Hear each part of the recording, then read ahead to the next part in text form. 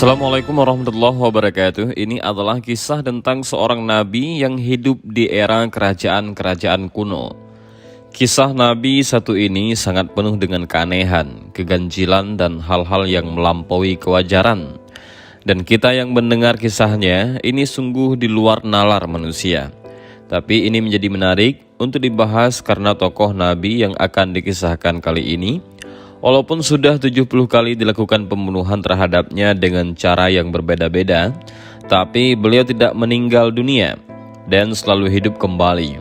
Dan untuk itu, video ini kita akan membahas tentang kisah Nabi yang dibunuh sebanyak 70 kali. Kisah tentang Nabi yang sangat jarang diceritakan ini diangkat dari riwayat Imam At-Tabari. Terdapat khilaf dari para ulama, ada yang mengatakan beliau adalah seorang nabi, ada pula yang mengatakan beliau adalah seorang waliullah yang karomahnya atau kesaktiannya seakan setara dengan nabi-nabi utusan Allah Subhanahu wa Ta'ala. Tokoh kita kali ini bernama Jerjis atau biasa dipanggil dengan Nabi Jerjis. Nabi Jerjis diperkirakan hidup di kisaran abad ketiga atau 4 Masehi. Beliau diutus di antara Nabi Isa dan Nabi Muhammad SAW. Nama Jerjis jika dalam bahasa barat akan menjadi George. Nasabnya adalah Jerjis bin Kulhin. Menurut sejarah yang tercatat, Jerjis berasal dari Yunani. Artinya beliau adalah orang Eropa. Ia sesuai dengan namanya George, biasanya itu adalah nama orang barat. Nabi Jerjis diutus kepada suatu kaum penyembah berhala. Tapi bedanya, kaum ini menjadi penyembah berhala karena di bawah ancaman seorang raja zalim. Raja ini dikisahkan bernama Darian, dan Raja Darian ini membuat 70 berhala yang diletakkan di dalam istananya untuk disembah orang-orang. Tepat di depan istana raja ini, ada semacam galian tanah yang cukup luas dan tidak seberapa dalam. Di galian tanah itu dibakarlah kayu-kayu hingga menjadi bara api. Rakyatnya saat itu yang tak mau menyembah berhala akan dilempar ke dalam lubang api tersebut. Sang raja memaksa jika ada satu orang saja yang tidak mau ikut menyembah berhala, maka dia harus dihukum mati. Entah dilempar ke lubang api itu ataukah dengan metode penyiksaan yang lain. Jadi dari 70 patung berhala yang entah terbuat dari batu atau kayu itu, ada berhala yang paling besar yang mereka beri nama dengan Avalon. Akhirnya banyak ketika itu penduduk yang lebih memilih dihukum mati daripada mereka harus menyembah Avalon dan menyekutukan Allah Subhanahu wa Ta'ala. Diceritakan bahkan sampai ada 34.000 orang yang mati di tangan Raja Darian ketika itu. Akhirnya karena semakin hari jumlah penduduk yang dibunuh semakin banyak jumlahnya, maka Allah Subhanahu wa Ta'ala utus seorang wali atau nabi kepada mereka untuk menyadarkan Raja Darian yang kejam ini. Pada suatu hari, Nabi Jerjis mendatangi sang raja zalim dengan nada yang lemah lembut. Nabi Jerjis berkata, "Hai Darian, mengapa engkau tunduk dan menyembah patung-patung berhala itu? Mereka tidak bisa mendengar apalagi melihat, dan bahkan patung-patung itu tak bisa menolongmu, apalagi dia menolong dirinya sendiri." Raja Darian yang kejam itu menjawab, "Sesungguhnya hartaku, tahta kerajaan ini semua, dan segala kemegahan yang kumiliki sekarang, itu semua kudapatkan sejak aku menyembah berhala-berhala itu. Dan lihatlah dirimu, aku tidak melihat kesenangan dan kemegahan pada dirimu sebagai hasil penyembahanmu pada Tuhan yang engkau agung-agungkan itu." Kemudian Nabi Jerjis menasihati sang Raja Darian. Beliau berkata, "Sesungguhnya segala kenikmatan dan kesenangan di dunia ini akan hilang jika kita meninggal dunia. Sedangkan nikmat akhirat yang Allah Subhanahu wa Ta'ala anugerahkan kepadaku akan berlangsung selamanya." Setelah dialog itu, kemudian keduanya berdebat dengan sengit. Tapi Nabi Jerjis berhasil menyudutkan sang raja bahwasanya apa yang dilakukan adalah kesalahan besar. Karena ego dan gengsinya sebagai seorang raja, saat itu Raja Darian tidak terima dia kalah debat.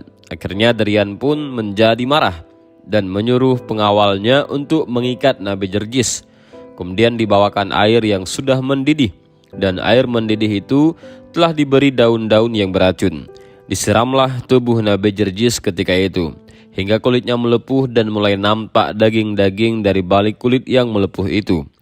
Tak hanya sebatas disiram, ketika itu mereka buat semacam tongkat penggaru yang ujung-ujung penggaru itu dibuat sangat tajam. Tubuh dari Nabi Jerjis yang tengah melepuh itu digaru oleh pengawal Raja Darian, hingga terlihat tulang-tulang dari Nabi Jerjis. Dan pada akhirnya Nabi Jerjis pun wafat dengan tubuh yang hancur lebur. Keesokan harinya, tiba-tiba datang seorang pria ke istana yang ternyata itu adalah Nabi Jerjis. Raja Darian yang melihatnya pun kaget. Kenapa bisa orang yang sudah dibunuh, yang bahkan badannya sudah hancur lebur, datang ke istana lagi? Allah Subhanahu wa Ta'ala hidupkan lagi Nabi Jerjis dengan rupa yang lebih menawan dibanding sebelumnya. Saat itu Nabi Jerjis datang dan langsung beliau berteriak dengan suara lantang kepada Raja Darian. "Wahai Raja Zalim, katakanlah tiada Tuhan selain Allah." Sambil merasa kebingungan, saat itu Darian mencoba untuk membunuh Nabi Jerjis lagi untuk yang kedua kalinya. Kali ini Darian memerintahkan pengawalnya untuk membawakan 6 tasak besi yang sangat tajam. Kedua kaki Nabi Jerjis diikat dan diterentangkan. Kemudian ke-6 tasak besi itu ditancapkan hingga tembus ke tubuh Nabi Jerjis. Hingga untuk kedua kalinya, Nabi Jerjis wafat dengan keadaan yang tidak kalah mengenaskan. Di peristiwa ini, Allah Subhanahu wa Ta'ala utus malaikat Jibril untuk mencabuti pasak besi tersebut. Dan seketika itu luka-luka Nabi Jerjis menutup dan sembuh saat itu juga. Untuk kedua kalinya atas izin Allah Subhanahu wa Ta'ala, Nabi Jerjis pun dihidupkan kembali. Raja Darian kaget sekaligus bingung. Jangan-jangan Nabi Jerjis ini tukang sihir. Tapi tidak mungkin tukang sihir bisa melakukan hal yang sangat luar biasa seperti ini. Setelah Nabi Jerjis kembali dihidupkan, beliau berkata, "Wahai Raja Zalim, katakanlah tiada Tuhan selain Allah." Raja Darian semakin murka. Dia merasa dirinya dipermalukan di depan orang banyak. Akhirnya saat itu Darian menyuruh pengawalnya mengambilkan sebuah pot besar. Kemudian pot itu diisi air hingga penuh dan dimasak sampai mendidih. Setelah air sudah meletup-letup, Nabi Jerjis dimasukkan dan direbus hidup-hidup di dalam pot tersebut. Seketika Nabi Jerjis pun wafat untuk yang ketiga kalinya. Kemudian Allah Subhanahu wa Ta'ala menghidupkan kembali beliau dalam keadaan sempurna tanpa luka sedikit pun. Singkat cerita, ketika itu sang Raja Zalim Darian terus-menerus menyiksa dan membunuh Nabi Jerjis dengan cara yang berbeda-beda sebanyak 70 kali. Jadi 70 kali Nabi Jerjis wafat dibunuh oleh raja. Allah Subhanahu wa Ta'ala 71 kali menghidupkan kembali Nabi Jerjis. Bahkan di satu kitab disebutkan bahwasanya Nabi Jerjis dibunuh hingga 100 kali. Pada akhirnya habislah akal Darian. Entah mau dibunuh dengan metode apa lagi biar Nabi Jerjis ini mati dan tidak hidup lagi. Darian dan pengawalnya sudah kewalahan menghadapi mukjizat Allah yang luar biasa. Lantas karena tak berhasil, akhirnya Darian mencoba merayu Nabi Jerjis. "Wahai Jerjis, jika engkau mentaatiku, maka aku akan mentaatimu. Begini saja, sembahlah berhalaku sekali saja. Maka setelah itu aku akan menyembah Tuhanmu. Bagaimana menurutmu?" Mendengar tawaran dari Darian, Nabi Jerjis tak menjawab. Beliau hanya diam saja, bahkan tak mengangguk atau menggelengkan kepalanya, sampai-sampai ketika itu orang-orang yang menyaksikannya menganggap bahwa Nabi Jerjis setuju dengan penawaran Raja Darian tersebut. Kemudian Raja Darian melanjutkan perkataannya. Dia bilang, "Wahai Jerjis, aku telah berkali-kali menyiksamu dan pasti engkau sangat lelah. Sekarang menginaplah engkau di istanaku ini untuk menghilangkan keletihanmu." Rupanya Darian mencoba berbuat baik kepada Nabi Jerjis. Dia pikir Nabi Jerjis mau menerima tawaran tadi. Akhirnya Nabi Jerjis pun menginap di istana malam itu. Selain untuk menghilangkan lelah, malam itu Nabi Jerjis sekalian berpikir mencari cara untuk mengislamkan Raja Darian. Ketika malam hari di istana Darian, Nabi Jerjis salat meminta petunjuk dari Allah Subhanahu wa Ta'ala. Kemudian beliau membaca kitab Zabur sepanjang malam. Lantunan suara indah dari Nabi Jerjis rupanya didengar oleh istri sang raja. Istri dari sang raja menangis dan tersentuh hatinya. Kemudian secara diam-diam istri Darian menyatakan masuk Islam di malam itu. Pagi harinya dipanggillah Jerjis ke hadapan Darian. Raja Darian langsung memerintahkan Nabi Jerjis untuk menyembah berhala Avalon. Tapi saat itu Nabi Jerjis dengan tegas menolaknya. Raja Darian merasa seperti dipermainkan. Darian pikir kemarin Nabi Jerjis setuju dengan tawarannya. Akhirnya Darian menjadi marah. Dia pun menyuruh pengawalnya untuk menjebloskan Nabi Jerjis ke penjara. Ketika itu penasehat kerajaan langsung memberi masukan kepada Darian. Wahai rajaku, janganlah engkau masukkan Jerjis ke penjara. Ditakutkan di penjara nanti dia menghasut tahanan-tahanan lain dan bisa berujung pada penyerangan kepada pihak kerajaan. Darian mulai berpikir, benar, apa yang engkau katakan wahai penasehatku? Masukkan Jerjis ke dalam penjara itu sama saja dengan membuat masalah baru di kemudian hari. Akhirnya diputuskanlah ketika itu Nabi Jerjis dipenjara di sebuah gubuk tua tanpa diberi makan dan minum sama sekali. Dan di gubuk tua tersebut Nabi Jerjis dipenjara bersama dengan seorang nenek tua pikun dan seorang putranya yang buta, tuli dan bisu. Sekian lama Nabi Jerjis dikurung di gubuk itu membuat dirinya sangat lapar. Kemudian beliau pun berdoa kepada Allah Subhanahu wa Ta'ala. Dengan cepat Allah Subhanahu wa Ta'ala mengabulkan doa dari utusannya ini. Tiba-tiba tiang penopang gubuk tersebut berubah menjadi hijau dan langsung mengeluarkan buah. Akhirnya mereka bertiga pun makan buah dari pohon ini sampai mereka semuanya kenyang. Sang nenek yang melihat doa dari Nabi Jerjis ini cepat diijabah. Kemudian nenek ini memohon kepada Nabi Jerjis untuk berdoa kepada Allah Subhanahu wa Ta'ala supaya putranya yang bisu, tuli dan buta dari lahir ini bisa disembuhkan oleh Allah Subhanahu wa Ta'ala. Sang Nabi pun mencoba memenuhi permintaan sang nenek. Kemudian dia mulai berdoa kepada Allah Subhanahu wa Ta'ala. Tak lama dari itu tiba-tiba putra nenek itu sembuh. Saat itu juga dia bisa mendengar, bicara dan melihat. Dan karena keajaiban ini, si nenek dan putranya langsung masuk Islam saat itu juga.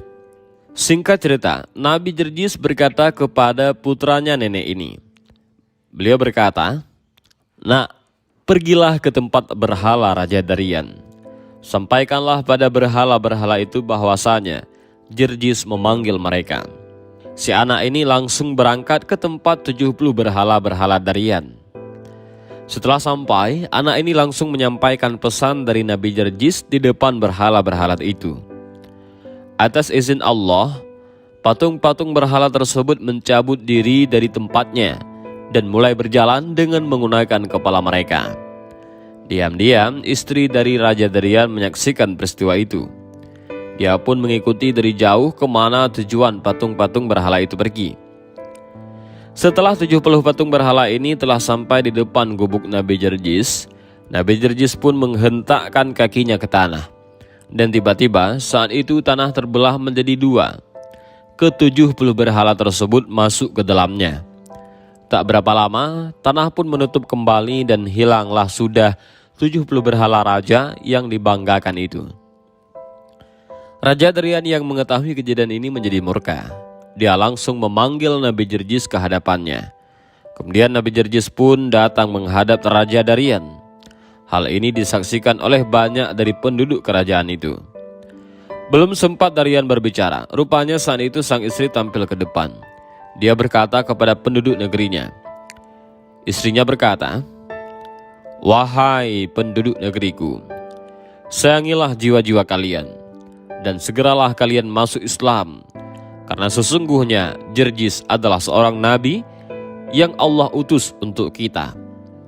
Raja Darian menjadi tambah marah mendengar apa yang dikatakan istrinya tersebut.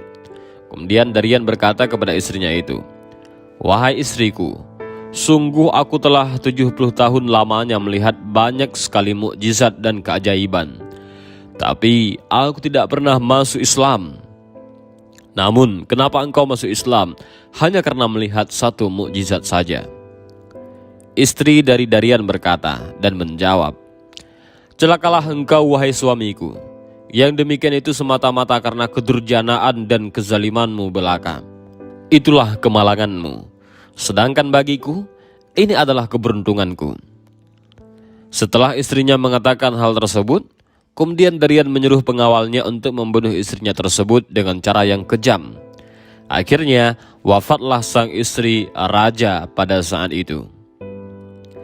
Di akhir kisah, pada suatu hari Nabi Jerjis berdoa kepada Allah Subhanahu wa Ta'ala, "Ya Allah ya Rabb, hamba sudah 70 tahun menanggung siksaan kaum kafir, dan hamba saat ini sudah tua dan kehilangan banyak tenaga.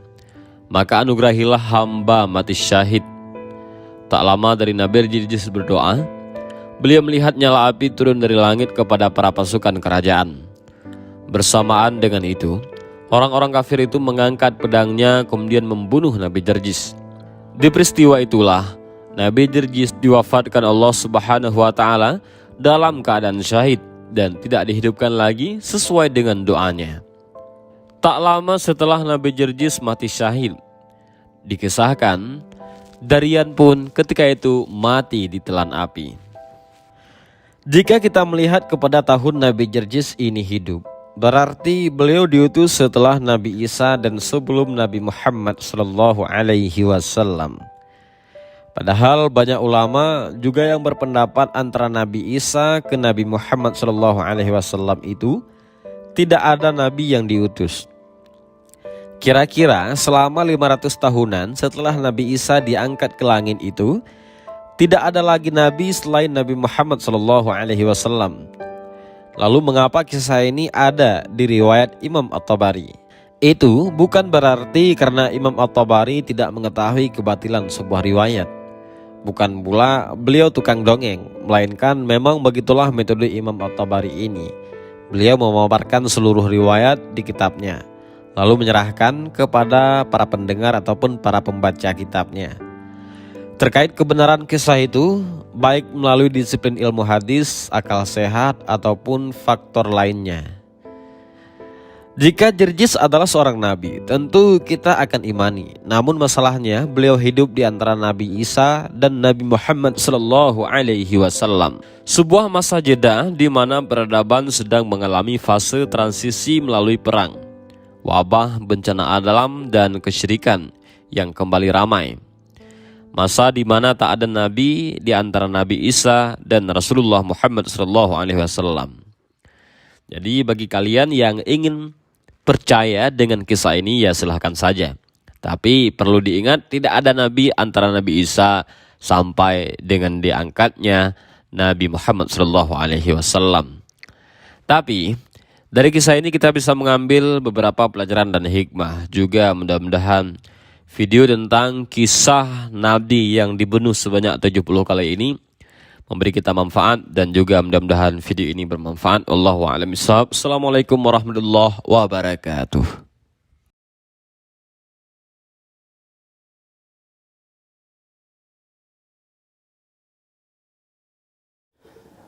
Assalamualaikum warahmatullahi wabarakatuh.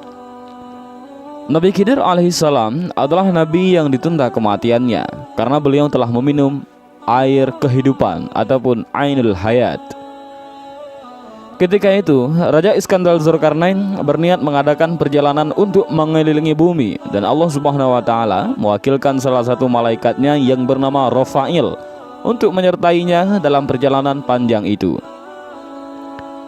Karena ditemani oleh seorang malaikat, Raja Zulkarnain banyak mengajukan pertanyaan seputar dunia dan akhirat serta isinya. Salah satu pertanyaannya adalah tentang ibadah para malaikat di langit. "Wahai malaikat Rafa'il, ceritakanlah kepadaku tentang ibadahnya para malaikat yang ada di langit," tanya Raja Zulkarnain. Para malaikat yang ada di langit, ibadahnya ada yang berdiri tidak mengangkat kepala selama-lamanya. Ada juga yang bersujud tidak mengangkat kepala selama-lamanya. Ada pula yang ruku tidak mengangkat kepala selama-lamanya. Jawab malaikat Rafa'il.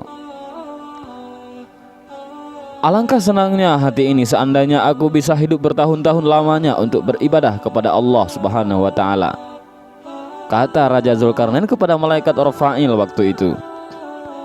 "Wahai Raja, Sesungguhnya Allah Subhanahu wa taala telah menciptakan sumber air di bumi, namanya air kehidupan ataupun ainul hayat.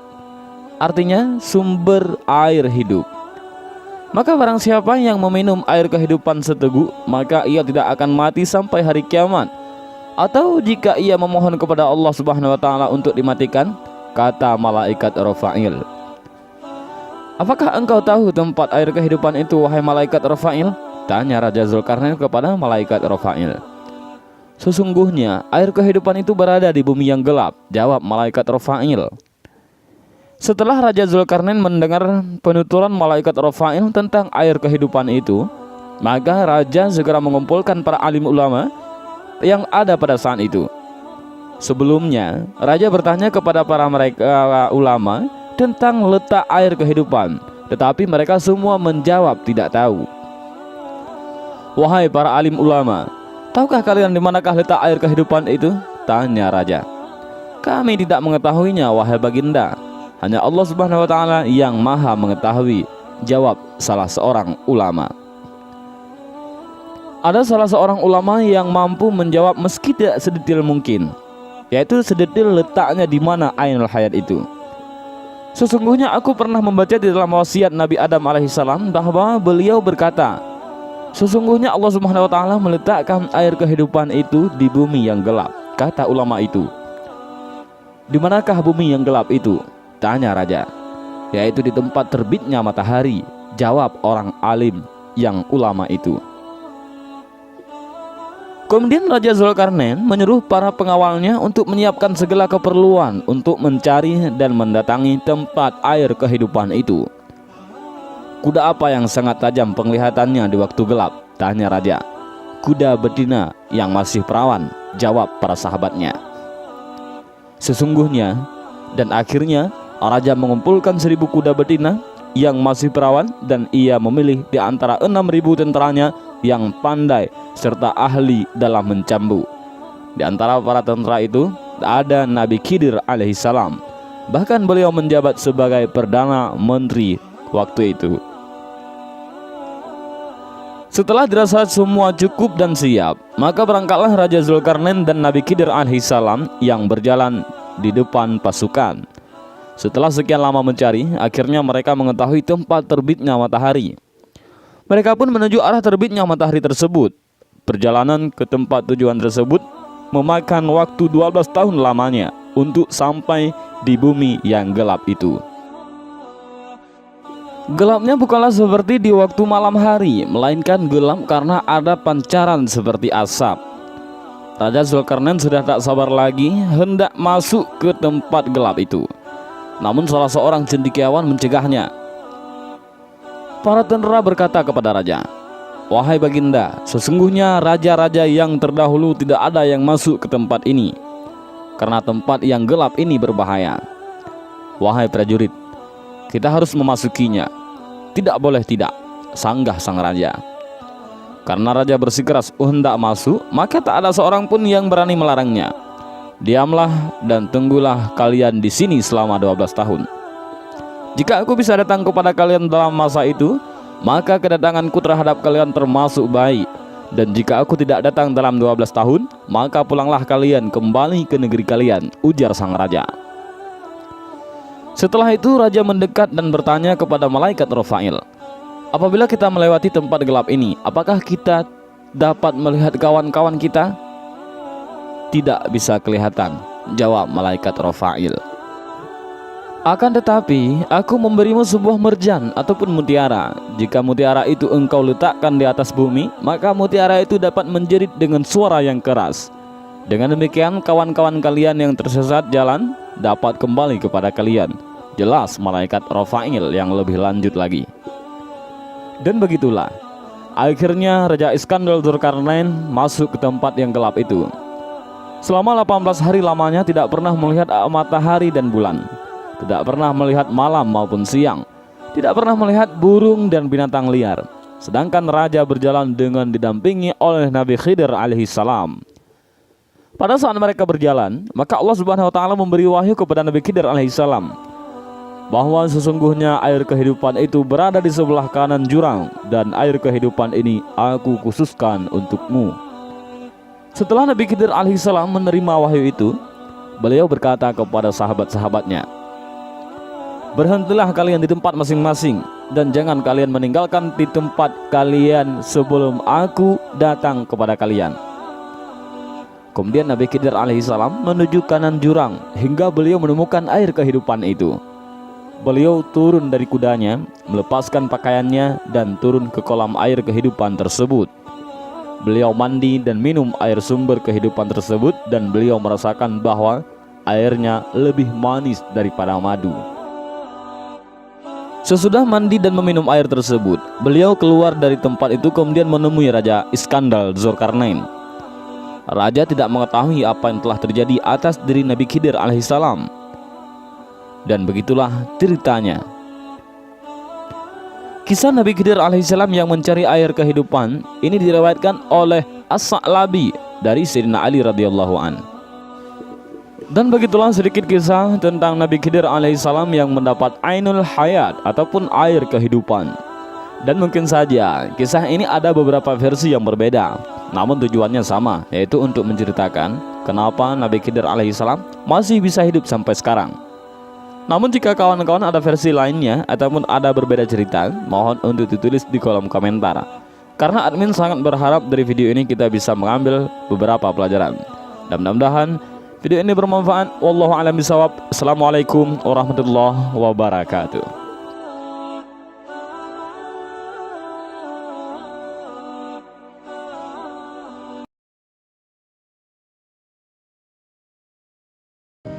Assalamualaikum warahmatullahi wabarakatuh. Dan pada video kali ini kita akan membahas kisah anak kesayangan Nabi Adam alaihissalam yang akan menjadi nabi yang kedua. Dan simak video ini sampai selesai. Ini adalah kisah tentang seorang nabi kedua setelah Nabi Adam alaihissalam yang jarang diceritakan. Kita tidak menceritakan tentang kisah Nabi Idris, karena ternyata masa di antara Nabi Adam dan Nabi Idris ada seorang nabi yang diutus Allah Subhanahu wa taala. Beliau adalah anak kesayangan dari Nabi Adam alaihissalam dan merupakan guru dari Nabi Idris alaihissalam. Beliau adalah Nabi Syith alaihissalam. Setelah Nabi Adam dan Hawa diturunkan ke bumi, Allah Subhanahu wa taala memerintahkan beliau untuk memperbanyak anak keturunannya dengan cara menikahkan antara anak kembar yang satu dengan anak kembar yang lain. Karena pada saat itu Nabi Adam dan istrinya, yaitu Siti Hawa, dikaruniai Allah Subhanahu wa taala memiliki 40 anak yang semuanya kembar laki-laki dan perempuan. Ada riwayat yang mengatakan bahwasanya anak pertama Nabi Adam alaihissalam dan Siti Hawa adalah Qabil. Ada pula yang beranggapan anak pertama Nabi Adam alaihissalam dan Siti Hawa adalah Habil. Ketika Nabi Adam baru memiliki 4 anak kembar, yaitu Qabil dan kembarannya yang berjenis kelamin perempuan, dan Habil beserta kembarannya yang juga berjenis kelamin perempuan. Jadi waktu itu Nabi Adam baru memiliki 2 anak laki-laki dan 2 anak perempuan. Saat itulah Allah Subhanahu wa taala perintahkan Nabi Adam untuk menikahkan silang di antara keempat anak beliau tersebut. Qabil dinikahkan dengan kembarannya Habil, begitu juga dengan Habil dinikahkan dengan kembarannya Qabil. Tapi masalahnya adalah ketika itu Qabil tidak mau dinikahkan dengan kembarannya Habil, karena kembarannya Qabil lebih cantik dibandingkan dengan kembarannya Habil. Qabil memiliki keinginan dinikahkan dengan adik kembarnya, karena menurut Qabil adiknya lebih cantik. Logikanya yaitu ada 2 anak kembar yang lahir, laki-laki dan perempuan. Kemudian mereka berdua dinikahkan ketika dewasa. Nah, Qabil mau yang seperti itu. Padahal Allah Subhanahu wa taala perintahkan supaya mereka dinikahkan silang. Di peristiwa inilah syaitan menggoda Qabil supaya tidak mau mengikuti apa yang diperintahkan Allah Subhanahu wa taala. Karena ketika itu syaitan dan iblis tidak sanggup dan telah putus asa untuk menggoda Nabi Adam dan Hawa. Makanya mereka menggoda anak keturunannya Nabi Adam, yaitu Qabil. Ketika itu syaitan berbisik kepada Qabil, "Hai Qabil, jangan engkau terima syariat itu, karena engkau akan mendapatkan yang buruk rupa dan akan meninggalkan yang cantik rupa." Dari hasutan inilah akhirnya Qabil menolak. Ketika Nabi Adam alaihissalam mengetahui Qabil tidak mau mengikuti perintahnya, Nabi Adam pun memberikan syarat kepada Qabil dan Habil. Saat itu mereka berdua disuruh untuk berkurban oleh Nabi Adam. Barang siapa yang diterima kurbannya oleh Allah Subhanahu wa taala, maka dia berhak mengambil pasangannya. Akhirnya Qabil dan Habil pun mulai mencari sesuatu untuk dikurbankan. Di dalam sebuah riwayat, ketika itu Qabil berkurban dengan buah-buahan, sementara Habil berkurban dengan kambing yang sehat dan besar. Maka Allah Subhanahu wa taala menerima kurban berupa hewan ternak yang dibawakan oleh Habil.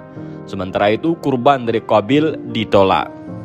Selain itu juga, kenapa Allah Subhanahu wa taala menerima kurban Habil dan menolak kurban dari Qabil? Karena Habil berkurban dengan hati yang ikhlas, sementara Qabil berkurban didasari dengan rasa hasad. Maka sesuai dengan perjanjian, karena Habil berhasil diterima kurbannya, maka dia berhak untuk menikahi kembarannya Qabil. Tapi karena Qabil juga dari awal sudah hasad, kemudian setelah itu datang pula iblis dengan memanas-manasi Qabil untuk membunuh Habil, dan supaya Qabil bisa menikahi kembarannya yang cantik itu. Akhirnya pada suatu hari Qabil membunuh Habil. Dan inilah pembunuhan pertama sepanjang sejarah umat manusia yang terjadi di atas muka bumi ini, yang dilakukan oleh putra dari Nabi Adam alaihissalam dan Siti Hawa. Setelah Qabil membunuh Habil, Qabil pun mengambil kembarannya dan berpisah dari pemukiman atau tempat tinggal ayahnya, yang ketika itu Nabi Adam dan anak-anaknya memilih untuk tinggal di sebuah pegunungan. Qabil dan kembarannya pun pergi dari pegunungan itu. Mereka turun gunung dan membuat sebuah tempat tinggal di suatu lembah yang lokasinya berada tidak jauh dari tempat tinggal Nabi Adam dan kelompoknya. Beberapa tahun setelahnya, Qabil dan kembarannya pun memiliki keturunan. Mereka beranak pinak di lembah tersebut. Begitu juga dengan kelompok Nabi Adam yang berada di atas gunung. Akhirnya pada saat itu muncullah dua perkampungan. Yang satu Nabi Adam dan kelompoknya di atas gunung, sedangkan yang satu lagi Qabil dan anak-anaknya di kaki gunung. Selama kematian Habil, Nabi Adam sangat sedih dan menyesal karena Habil adalah anaknya yang paling soleh, yang pada saat itu Habil mewarisi akhlak dari Nabi Adam alaihissalam. Bahkan selama setahun pasca terbunuhnya Habil, selama itu pula Nabi Adam tidak pernah tertawa dan sampai-sampai tidak bergaul dengan istrinya, yaitu Siti Hawa. Kemudian Allah Subhanahu wa taala berfirman kepada Nabi Adam, "Hai Adam, sampai kapan tangisan dan kesedihan ini? Sesungguhnya aku akan memberikan pengganti dari anak itu untukmu dengan anak yang terpercaya dan akan menjadi nabi, dan dari keturunannya akan kujadikan para nabi hingga hari kiamat." Tak hanya itu, Allah Subhanahu wa taala pun memberikan isyarat ataupun tanda-tanda mengenai lahirnya anak pengganti Habil ini. Allah Subhanahu wa taala berfirman, "Tanda-tandanya adalah dia akan dilahirkan sendirian, tidak kembar seperti biasanya. Apabila anak itu telah lahir, maka namailah dia dengan Syid." Pada suatu hari, Hawa melahirkan seorang anak laki-laki yang tidak memiliki kembaran seperti biasanya. Maka Nabi Adam pun memberi nama anak itu dengan nama Syid, yang memiliki arti anugerah dari Allah Subhanahu wa taala. Menurut buku yang berjudul Akhlak Para Nabi, Nabi Syid ini lahir 5 tahun setelah terbunuhnya Habil, yaitu sekitar 235 tahun setelah Nabi Adam dan Hawa diturunkan ke bumi. Beliau dilahirkan ketika Nabi Adam berusia 930 tahun. Nabi Syid diberikan Allah Subhanahu wa taala memiliki kelebihan dari segi keilmuan, kecerdasan, ketakwaan, dan kepatuhan dibanding anak Nabi Adam yang lain. Sedari kecil, Nabi Syid ini dididik oleh Nabi Adam betul-betul dengan didikan agama, karena Nabi Adam tahu bahwasanya Syid akan menjadi nabi. Makanya Syid dididik dengan sebaik mungkin oleh Nabi Adam. Dan Nabi Adam sangat menyayangi Nabi Syid dibanding anak-anaknya yang lain. Ternyata benar apa yang Allah Subhanahu wa taala firmankan. Semenjak Nabi Syid lahir, kesedihan Nabi Adam karena kematian Habil pun perlahan-lahan hilang. Setelah Nabi Adam alaihissalam meninggal dunia, posisinya digantikan oleh Nabi Syid. Pada saat itu beliau diwasiatkan untuk memimpin kaumnya dan membimbing umat ini ke jalan yang benar. Selama dipimpin oleh Nabi Syid, kota ini menjadi tenang dan tentram. Tidak ada tindakan kejahatan yang terjadi di sana. Tapi hal itu justru menjadi kebalikannya bagi kabilah Qabil yang tinggal di lembah. Di sana terjadi kerusakan moral yang sangat luar biasa. Kemudian tindakan kejahatan di mana-mana. Tak hanya itu, pelacuran dan seks bebas juga terjadi di dalam kabilah ini. Karena untuk pertama kalinya sepanjang sejarah manusia, di kota Qabil inilah terjadi yang namanya tabarruj, yaitu wanita-wanita yang bersolek dan menampilkan kecantikannya secara berlebihan dengan cara yang dianggap tidak pantas, atau singkatnya berdandan secara berlebihan dengan cara menampakkan auratnya. Hal itu dikarenakan tidak ada nabi yang diutus di sana, makanya tidak ada yang menasehati mereka. Secara Qabil sendiri pun punya akhlak yang buruk, makanya rusaklah anak keturunan Qabil hingga kota ini menjadi tidak nyaman untuk ditinggali. Pada suatu hari, Iblis melihat peluang lagi untuk menyesatkan anak cucu Nabi Adam. Ketika itu Iblis pun datang ke kota Qabil dengan menyerupai bentuk manusia. Di kota ini Iblis menyamar dengan bekerja sebagai pengurus kebun milik salah seorang anak keturunan Qabil. Dan dari sinilah Iblis mulai mengajarkan kepada orang-orang tentang musik dan nyanyian-nyanyian yang tidak ada faedahnya, yang membuat mereka semakin lalai dan jauh dalam mengingat Allah Subhanahu wa Ta'ala. Kemudian Iblis pun menciptakan alat musik semacam seruling untuk semakin memalingkan mereka dari jalan Allah Subhanahu wa Ta'ala. Makanya ada salah satu hadis Nabi Shallallahu Alaihi Wasallam yang mengatakan bahwasanya seruling itu adalah suara syaitan. Ketika banyak orang-orang di kota itu yang mengenal musik, mereka pun membuat semacam hari perayaan dengan dihiasi dengan suara-suara nyanyian dan tiupan seruling sepanjang hari perayaan tersebut. Dari kaum Qabil inilah terjadi musik pertama yang terjadi di alam semesta. Ketika perayaan ini sedang berlangsung, suara musik mereka semakin waktu semakin keras, hingga suara musik dan nyanyian mereka terdengar sampai ke pegunungan, tempat tinggalnya Nabi Syed dan kaumnya. Orang-orang kaum Nabi Syed yang mendengarnya merasa bising dan mereka pun menjadi penasaran. Karena sebelumnya mereka sama sekali tidak pernah mendengar suara-suara itu. Akhirnya ada beberapa pemuda dari kaum Nabi Syed yang turun dari pegunungan untuk mengecek ada apa sebenarnya dan apa yang sedang terjadi di sana. Sesampainya mereka di sana, para pemuda ini pun mengintip-ngintip kegiatan yang sedang dilakukan oleh kaum Qabil. Menurut riwayat dari Abdullah bin Abbas, perempuan dari kabilah Qabil ini cantik-cantik, sedangkan laki-lakinya kurang tampan. Sementara itu perempuan dari kaumnya Nabi Syed ini kurang cantik, tapi laki-lakinya tampan-tampan. Makanya ketika para pemuda ini melihat wanita-wanita dari kabilah Qabil, mereka pun takjub akan kecantikan yang dimiliki wanita-wanita anak keturunan Qabil ini. Ditambah lagi mereka tidak menutup aurat dan berdandan secara berlebihan. Akhirnya pemuda-pemuda itu naik lagi ke atas gunung dan mengabarkan kepada pemuda-pemuda lain bahwasanya di bawah sana ada sekelompok perempuan yang cantik-cantik. Lalu secara berbondong-bondong pemuda-pemuda kaum Nabi Syed ini pun turun dari tempat mereka menuju bukit di mana kaum Qabil tengah mengadakan pesta atau perayaan. Maka ketika itu para pemuda-pemuda kaum Nabi Syed ini terpesona karena melihat begitu cantiknya perempuan di lembah. Begitu juga dengan perempuan-perempuan kaum Qabil. Mereka pun terpesona melihat ketampanan pemuda-pemuda yang tak pernah mereka lihat sebelumnya. Mulailah ketika itu mereka saling menyukai dan saling berinteraksi antara kedua kaum ini, hingga berakhir dengan perzinahan.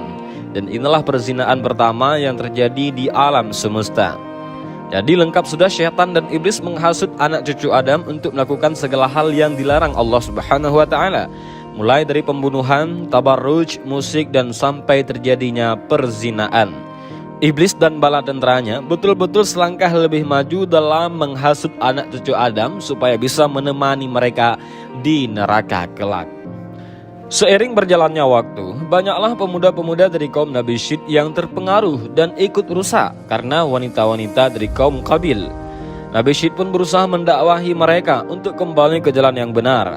Ketika itu ada beberapa yang taubat, tapi ada pula yang tetap tenggelam dalam maksiatnya. Kemudian Nabi Syed teringat akan wasiat ayahnya, yaitu Nabi Adam alaihissalam. Ketika itu Nabi Adam alaihissalam memberitahu kepada Syed tentang akan terjadinya topan dan kehancuran alam. Selain itu Nabi Syed juga diajarkan tentang waktu-waktu ibadah dalam sehari semalam. Nabi Adam juga memberikan seutas tali dari bahan sutra yang membuat gambaran tentang para nabi dan orang-orang yang akan menguasai dunia. Tali sutra tersebut diturunkan kepada Nabi Adam dari surga dan diberikan kepada Nabi Syed alaihissalam untuk dilipat dan disimpan dalam sebuah kotak atau tabut, dan tabut itu harus selalu dikunci. Kemudian Nabi Adam mencabut beberapa helai janggutnya dan meletakkan ke dalam tabut tersebut dan sambil berkata, "Hai anakku, ambillah rambut-rambut ini dan bawalah bersamamu ketika menghadapi urusan yang penting. Rambut-rambut ini akan membantu mengalahkan musuh selama masih ada bersamamu. Dan apabila rambut-rambut tersebut memutih, maka ketahuilah bahwa ajal maut telah dekat dan engkau akan meninggal dunia pada tahun itu." Lalu Nabi Adam melepas cincinnya dan memberikannya kepada Nabi Syed, serta menyerahkan tabut dan suhuf yang telah diturunkan kepadanya. Kemudian Nabi Adam berkata, "Wahai anakku, perangilah saudaramu Qabil, sesungguhnya Allah Subhanahu wa taala akan menolongmu untuk mengalahkannya." Berdasarkan dari wasiat ayahnya, yaitu Nabi Adam alaihissalam, Nabi Syed pun mengumpulkan orang-orang dan kemudian terjadilah peperangan pertama sepanjang kehidupan manusia. Perang antara kabilah Syed dan kabilah Qabil. Tentu saja dari peperangan tersebut dimenangkan oleh kabilah Syed, karena Allah Subhanahu wa taala telah memberikan jaminan. Setelah perang usai, Qabil menjadi tawanan kabilah Nabi Syed. Kedua tangannya diikat dan Qabil ditahan di tempat yang sangat panas hingga akhirnya Qabil meninggal dunia. Seiring berjalannya waktu, Nabi Syed pun meninggal dunia dan dakwah diteruskan oleh putranya Nabi Syed yang bernama An-Nusyah bin Syed. Saat An-Nusyah meninggal, maka diganti oleh Kinaan bin Anusyah. Saat Kinaan meninggal, dakwahnya diteruskan oleh anaknya yang bernama Mahlail. Yang konon kata Imam Ibnu Katsir, Mahlail adalah raja yang menguasai 7 iklim, dan dia adalah orang yang pertama kali menebang pohon. Bahkan Mahlail ini adalah orang yang pertama kali membangun sebuah negeri yang bernama Negeri Babil atau Negeri Babilonia. Lalu ketika Mahlail meninggal, maka digantikan Yarid bin Mahlail.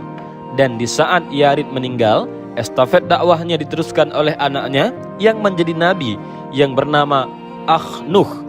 Akhnuh ini dikenal sebagai Nabiullah Idris alaihissalam. Dari Abu Dzar, Rasulullah SAW bersabda, "Sesungguhnya Allah Subhanahu wa taala menurunkan 104 suhuf. Sebanyak 50 suhuf diturunkan kepada Syed alaihissalam." Hadis riwayat Ibnu Hibban. Dan jadi itulah sedikit kisah tentang Nabi Syed alaihissalam yang menjadi nabi kedua. Demikianlah kisah ini, mudah-mudahan ada manfaatnya bagi kita. Amin rabbal alamin. Allahu a'lam bishawab. Assalamualaikum warahmatullahi wabarakatuh.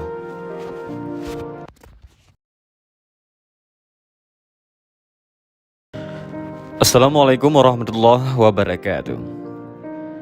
Di dalam Al-Quran banyak mengisahkan tentang kisah nabi-nabi utusan Allah Subhanahu wa ta'ala yang berdakwah pada suatu kaum. Di dalam Al-Quran juga ada yang menyebutkan nama-nama nabinya dan disebut juga nama kaumnya. Tapi ternyata ada salah satu ayat di Al-Quran yang hanya menyebutkan nama kaumnya saja, tapi tidak disebutkan siapa nama nabi yang diutusnya. Dan kaum itu adalah Ashabul Rash. Ada beberapa hadis yang bercerita tentang kisah penduduk ras ini. Meskipun memang tidak ada riwayat hadis yang sahih, akan tetapi kisah ini ada di banyak riwayat-riwayat dari para sahabat Rasulullah SAW, dan juga ada beberapa kisahnya yang berasal dari peneliti sejarah Muslim.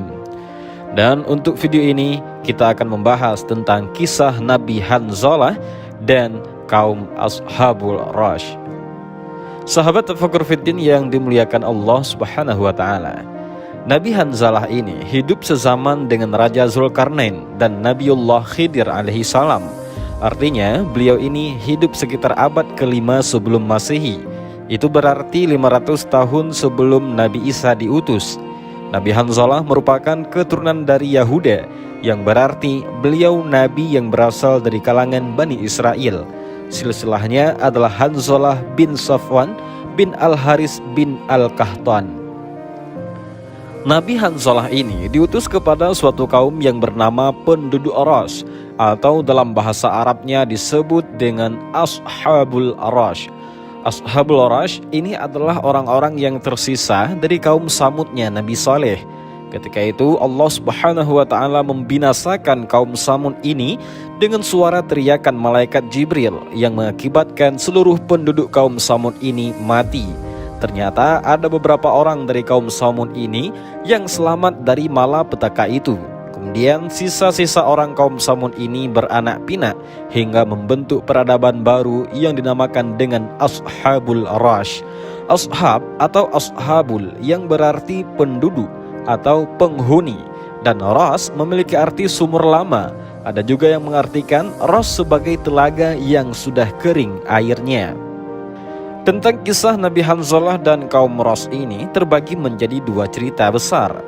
Yang pertama, kisah tentang Nabi Hanzalah dengan seekor burung raksasa, dan cerita yang kedua adalah tentang kisah Ashabul Ras yang menyembah pohon keramat. Yang pertama, kita akan mengisahkan tentang Nabi Hanzalah dan burung angka terlebih dahulu.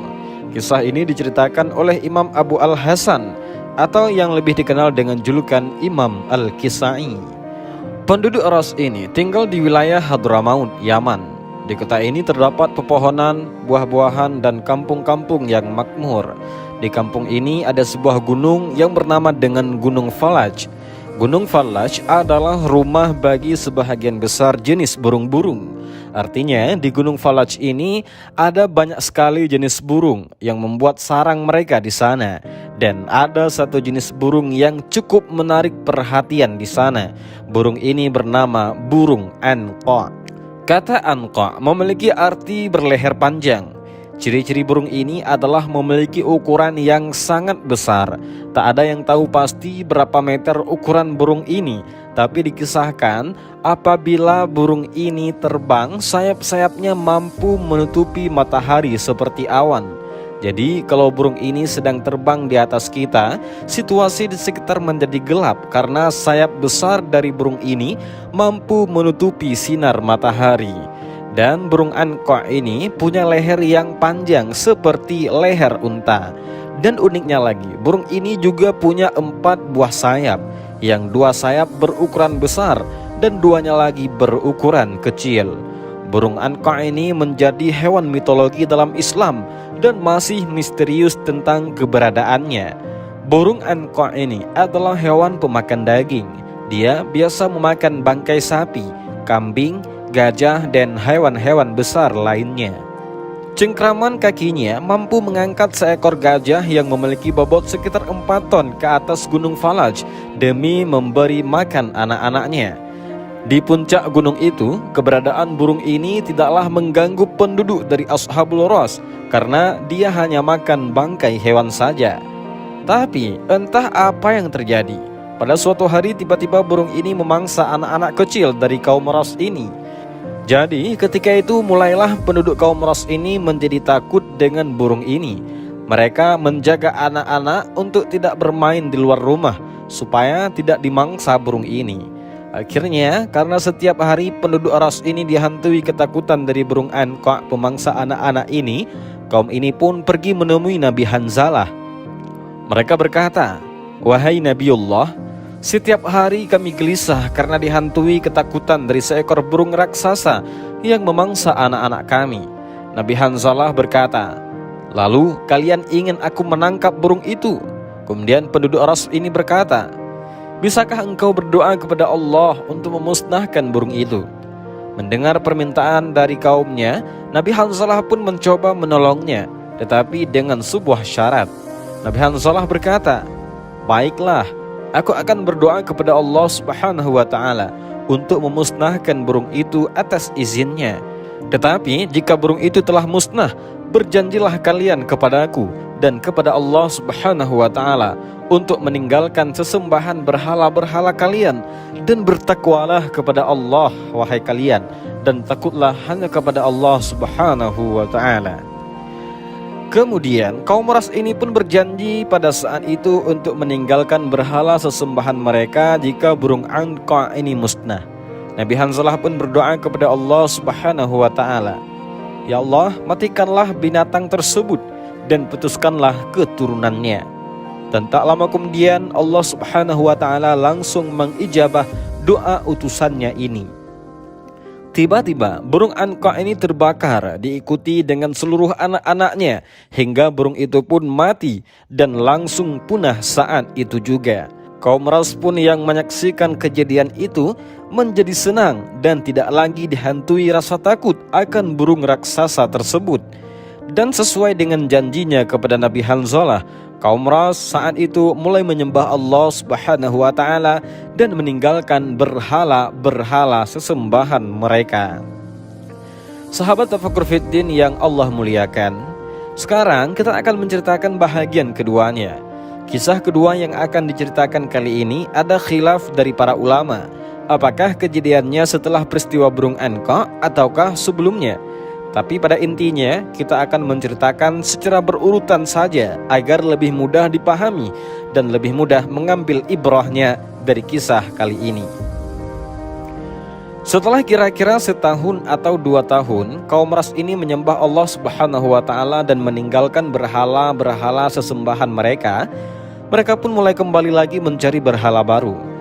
Kaum ini akan menyembah patung-patung dan api atau matahari. Dan saat itu mereka punya berhala baru. Berhala mereka ini adalah sebuah pohon besar tua yang ada di perkampungan mereka. Pohon ini bernama pohon Sanaubar atau dalam bahasa lain Syahdira, yang memiliki arti raja pohon. Pohon ini sejenis dengan pohon pinus, yang di bawah pohon ini terdapat seperti mata air yang memancar, seolah-olah itu dihasilkan dari pohon ini. Kemudian mereka menyangka bahwa pusat dari pohon Sanaubar yang terdapat mata air yang mengalir itu adalah sumber kehidupan Tuhan yang turun ke muka bumi. Alasan kenapa mereka menyembah pohon ini adalah karena yang menanam pohon Sanaubar ini bukan orang sembarangan. Yang menanamnya adalah Yafits bin Nuh, yang merupakan salah satu dari 3 anak Nabi Nuh alaihi salam. Dikisahkan pohon Sanaubar ini ditanam Yafits ketika mereka turun dari kapal atau bahtera Nabi Nuh alaihi salam pasca banjir bandang yang membinasakan seluruh kehidupan. Selain itu, kaum Ras juga memberikan larangan-larangan terkait pohon yang dikeramatkan ini. Dikarenakan ada aliran air seperti sungai kecil yang terlihat seperti bermuara dari pohon besar ini. Ketika itu diadakanlah larangan bahwasanya penduduk beserta hewan ternak dilarang minum atau mengambil air dari sungai itu. Jika ketahuan ada yang melakukannya, maka hukumannya harus dibunuh. Karena kaum Ras ini meyakini bahwa pohon tersebut merupakan hayat al-ilahiyat atau yang memiliki arti kehidupan ketuhanan, sehingga diberikan larangan kepada siapapun untuk tidak mengganggu dan mengambil manfaat dari pohon keramat itu. Sebulan sekali kaum Ras ini membuat semacam hari besar atau perayaan mereka. Jadi pada hari itu mereka keluar menuju pohon ini dengan membawa hewan-hewan yang telah disembelih dan membakarnya di depan pohon Sanaubar itu. Kemudian ketika asap bakaran itu sudah membumbung tinggi ke langit, mereka mulai bersujud kepada pohon itu. Lalu mereka menangis dan membuat permohonan-permohonan, hingga pohon ini pun mengeluarkan suara yang menjawab langsung doa-doa dari kaum ini. Padahal mereka sebenarnya tak sadar sedang dibohongi oleh syaitan, karena hakikatnya suara yang mereka dengar itu bukanlah berasal dari pohon besar ini, melainkan setanlah yang berbicara kepada mereka dari balik pohon Sanaubar ini. Pohon besar Sanaubar ini disembah oleh kaum Ras yang terbagi menjadi 12 desa. Desa itu bernama Oban, Ozan, Bahman, Isfan, Parwadin, Ordi, Basit, Hordad, Murdad, Tir, dan Syahrir. Nama-nama desa kaum Ras ini yang kemudian dijadikan nama-nama bulan dalam sistem penanggalan bangsa Ajami atau bangsa Persia. Nah, karena ke-12 desa ini sering berkumpul di bawah pohon besar Sanaubar itu, akhirnya mereka pun berinisiatif untuk menanam pohon Sanaubar dengan jenis yang sama di desa mereka masing-masing. Akhirnya masing-masing desa bisa menyembah pohon mereka masing-masing. Lalu Nabi Hanzalah yang melihat kaumnya telah murtad lagi, beliau pun pergi mendatangi mereka dan mengingatkan tentang janji mereka dan mendakwahi mereka semua untuk kembali menyembah Allah sebagai Tuhan pencipta segalanya. Tetapi ketika itu kaum Ras ini tidak mau mendengar peringatan dari Nabi mereka, dan bahkan mereka menganggap keberadaan Nabi Hanzalah di tengah-tengah mereka hanya bersifat mengganggu kekhusyukan mereka dalam menyembah pohon sanobar itu. Akhirnya karena mengetahui kaumnya tak mau mendengar seruan yang disampaikan Nabi Hanzalah, pada suatu hari Nabi Hanzalah berdoa kepada Allah untuk membuat layu pohon sanobar yang disembah oleh kaumnya tersebut. Allah Subhanahu wa Ta'ala pun dengan cepat mengabulkan doa dari Nabi Hanzalah, hingga pada suatu hari perlahan-lahan semua pohon sanobar mulai layu daunnya, dan lambat laun seluruh pohon-pohon tersebut pun mati. Sahabat Tafakkur Fiddin yang Allah muliakan, ketika mengetahui pohon berhala yang mereka sembah mati, orang-orang kaum Ras ini mulai menjadi marah. Mereka berkata, ini pasti ulah dari Hanzalah. Dia pasti mendoakan supaya pohon ini mati. Lalu beberapa orang kaum mulai bermusyawarah. Mereka menyusun rencana pembunuhan kepada Nabi Hanzalah. Tetapi yang mereka inginkan adalah Nabi Hanzalah mati dengan cara perlahan. Artinya mereka ketika itu tidak ingin langsung membunuh Nabi Hanzalah. Mereka mau Nabi Hanzalah ini mati dalam keadaan tersiksa. Dikarenakan arti dari Ras adalah sumur lama, makanya di daerah tersebut ada banyak sumur-sumur yang telah kering. Mereka pun berniat memasukkan Nabi Hanzalah ke dalam sumur-sumur kering tersebut. Maka pada suatu hari ditangkaplah Nabi Hanzalah oleh orang-orang ini. Kemudian beliau diseret dan dimasukkan ke dalam salah satu sumur kering. Kemudian di atas sumur tersebut ditutup dengan sebuah batu besar dan hanya menyisakan sedikit lubang saja sebagai udara dan pencahayaan di siang harinya. Orang-orang dari kaum Ras berharap supaya Nabi Hanzalah ini mati kelaparan di bawah sana. Tetapi ternyata Allah Subhanahu wa Ta'ala memberikan pertolongannya di waktu yang tepat. Di sekian banyak penduduk Ras yang didakwahi Nabi Hanzalah, ternyata hanya ada satu orang saja yang menerima dakwahnya. Dia adalah seorang laki-laki yang berasal dari kalangan budak berkulit hitam. Ketika Nabi Hanzalah diseret dan dimasukkan ke dalam sumur, rupanya dari kejauhan budak hitam ini secara diam-diam menyaksikannya. Mengetahui bahwa nabinya dimasukkan ke dalam sumur, budak ini pun berinisiatif untuk memberi makan setiap hari supaya nabinya itu tetap hidup di bawah tanah. Jadi karena budak hitam ini miskin dan tak punya uang untuk membeli makanan yang diberikan kepada Nabi Hanzalah, maka budak ini pun mencari kayu bakar di hutan dan dijualnya di pasar. Kemudian setelah dia mendapatkan uang, dia pun membelikan makanan lalu membawanya kepada Nabi Hanzalah di lubang itu. Hal ini terus ia lakukan sampai setiap hari agar nabinya ini tidak mati kelaparan. Sekian lama dia melakukan hal seperti itu, hingga pada suatu hari ketika budak ini hendak mencari kayu bakar di hutan, dia pun merasa kelelahan dan dia ingin tidur sebentar. Maka budak ini berbaring dan mulailah ia tertidur. Di dalam sebuah riwayat, Allah Subhanahu wa Ta'ala membuat budak hitam ini tertidur selama 14 tahun lamanya. Ketika budak ini terbangun dari tidurnya, dia merasa ketika itu dia hanya tidur setengah hari saja. Kemudian dia meneruskan mencari kayu bakar. Maka kemudian dia ke pasar, dijuallah kayu bakar itu dan dibelikan makanan seperti biasanya. Makanan itu langsung dia antar ke dalam sumur Nabi Hanzalah. Ketika sudah mau sampai sumur, budak ini bingung karena ternyata sumur tempat Nabi Hanzalah dikurung tidak ada. Dan kondisi daerah sekitar situ semuanya sudah berubah. Nah, untuk kisah akhir dari Ashabul Ras ini terdapat dua pendapat. Yang pertama, ketika si budak ini tertidur selama 14 tahun. Saat itu kaum ini sedang mengadakan ritual di pohon keramat itu. Lalu mereka pun tiba-tiba semuanya terdiam dan ramai-ramai melihat ke arah langit. Karena saat itu tiba-tiba langit berubah menjadi gelap. Saat itu pula keluar lahar panas dari dalam tanah. Kemudian di langit pun tiba-tiba ada banyak sekali bola-bola api yang menghantam seluruh orang-orang di kaum ini. Allah Subhanahu wa Ta'ala azab mereka dengan azab yang luar biasa ketika mereka mendustakan nabinya. Akhirnya kemudian tak ada lagi yang tersisa kecuali Allah Subhanahu wa Ta'ala binasakan Dan yang selamat adalah budak yang tertidur di hutan tadi, satu-satunya pengikut dari Nabi ini. Dan dalam kisah yang kedua, ketika si budak ini tertidur dan ketika kaum ini akan ditimpa azab, maka kemudian kaum ini sadar bahwasanya Nabi yang mereka masukkan ke dalam sumur itu benar. Lalu mereka buru-buru angkat Nabi itu untuk kemudian beriman kepada Nabi dan mentauhidkan Allah Subhanahu wa taala. Azab Allah Subhanahu wa taala pun tidak jadi ditimpakan kepada kaum ini hingga semuanya beriman pada saat itu. Sahabat Tafakkur Fiddin yang Allah muliakan, kisah Ashabul Arash ini tidak memiliki riwayat yang jelas.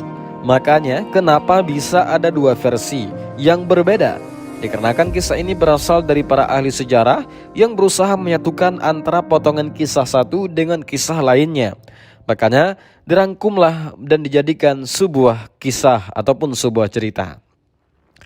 Jadi itulah sedikit kisah tentang Nabi Hanzalah dan Ashabul Arash. Semoga kisah ini bermanfaat. Lebih dan kurangnya mohon dimaafkan. Yang benar datangnya dari Allah dan yang salah dan keliru itu datangnya dari saya pribadi sebagai manusia biasa. Demikian, Allahu a'lam bishawab. Assalamualaikum warahmatullahi wabarakatuh.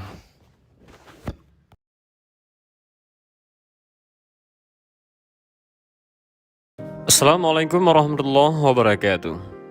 Kisah Nabi Daniel dilempar ke kandang singa oleh Raja Nebukadnezar adalah salah satu mukjizat yang senantiasa diberikan Allah kepada utusannya. Diriwayatkan, jauh setelah Nabi Musa alaihissalam wafat, ada seorang nabi pada masa Bani Israel yang dipanggil Nabi Daniel. Perkara Nabi Daniel bermula ketika Raja Babilonia atau sekarang dikenal dengan Irak, Raja Nebukadnezar membutuhkan seorang penafsir mimpi. Sang raja bermimpi melihat sebuah patung raksasa yang setiap bahagian tubuhnya terbuat dari logam yang berbeda. Kepalanya terbuat dari emas, dada dan lengannya dari perak, perutnya terbuat dari tembaga, pahanya dari besi, dan kakinya terbuat dari besi dan tanah liat. Tapi kemudian sebuah batu menghancurkan patung tersebut hingga semuanya hancur, luluh dan menjadi sebuah gunung. Tak ada yang mampu menafsirkan mimpi tersebut, hingga kemudian sang raja dipertemukan dengan sang nabi. Nabi Daniel pun kemudian menafsirkan mimpi tersebut, yang bermakna patung tersebut menunjukkan kekuasaan yang silih berganti. Emas mewakili Babilonia yang kemudian akan hancur, diganti kerajaan Persia yang diwakili dengan perak, kemudian beralih ke Yunani dengan tembaga, lalu Romawi dengan besi. Tapi semua kekuasaan itu akan hancur dan luluh lantak. Mendapat jawaban tafsir mimpi yang memuaskan, raja pun mengangkat Nabi Daniel menjadi penasehatnya. Namun bukan hal baik yang didapat. Jabatan tersebut justru melahirkan petaka. Para pejabat kerajaan merasa iri hati dengan terus memfitnah, sehingga mereka pun mempengaruhi raja agar membenci Nabi Daniel. Terhadap fitnah yang mengatakan bahwa Nabi Daniel telah mencela raja, fitnah lain menguak ibadah Nabi Daniel ke Yerusalem yang rutin melanggar ketentuan raja. Fitnah lain mengatakan kerajaan Babel akan hancur kecuali sang penafsir mimpi harus dibunuh. Berhasil dengan beragam fitnah yang diberikan, sang raja pun kemudian membenci Nabi Daniel.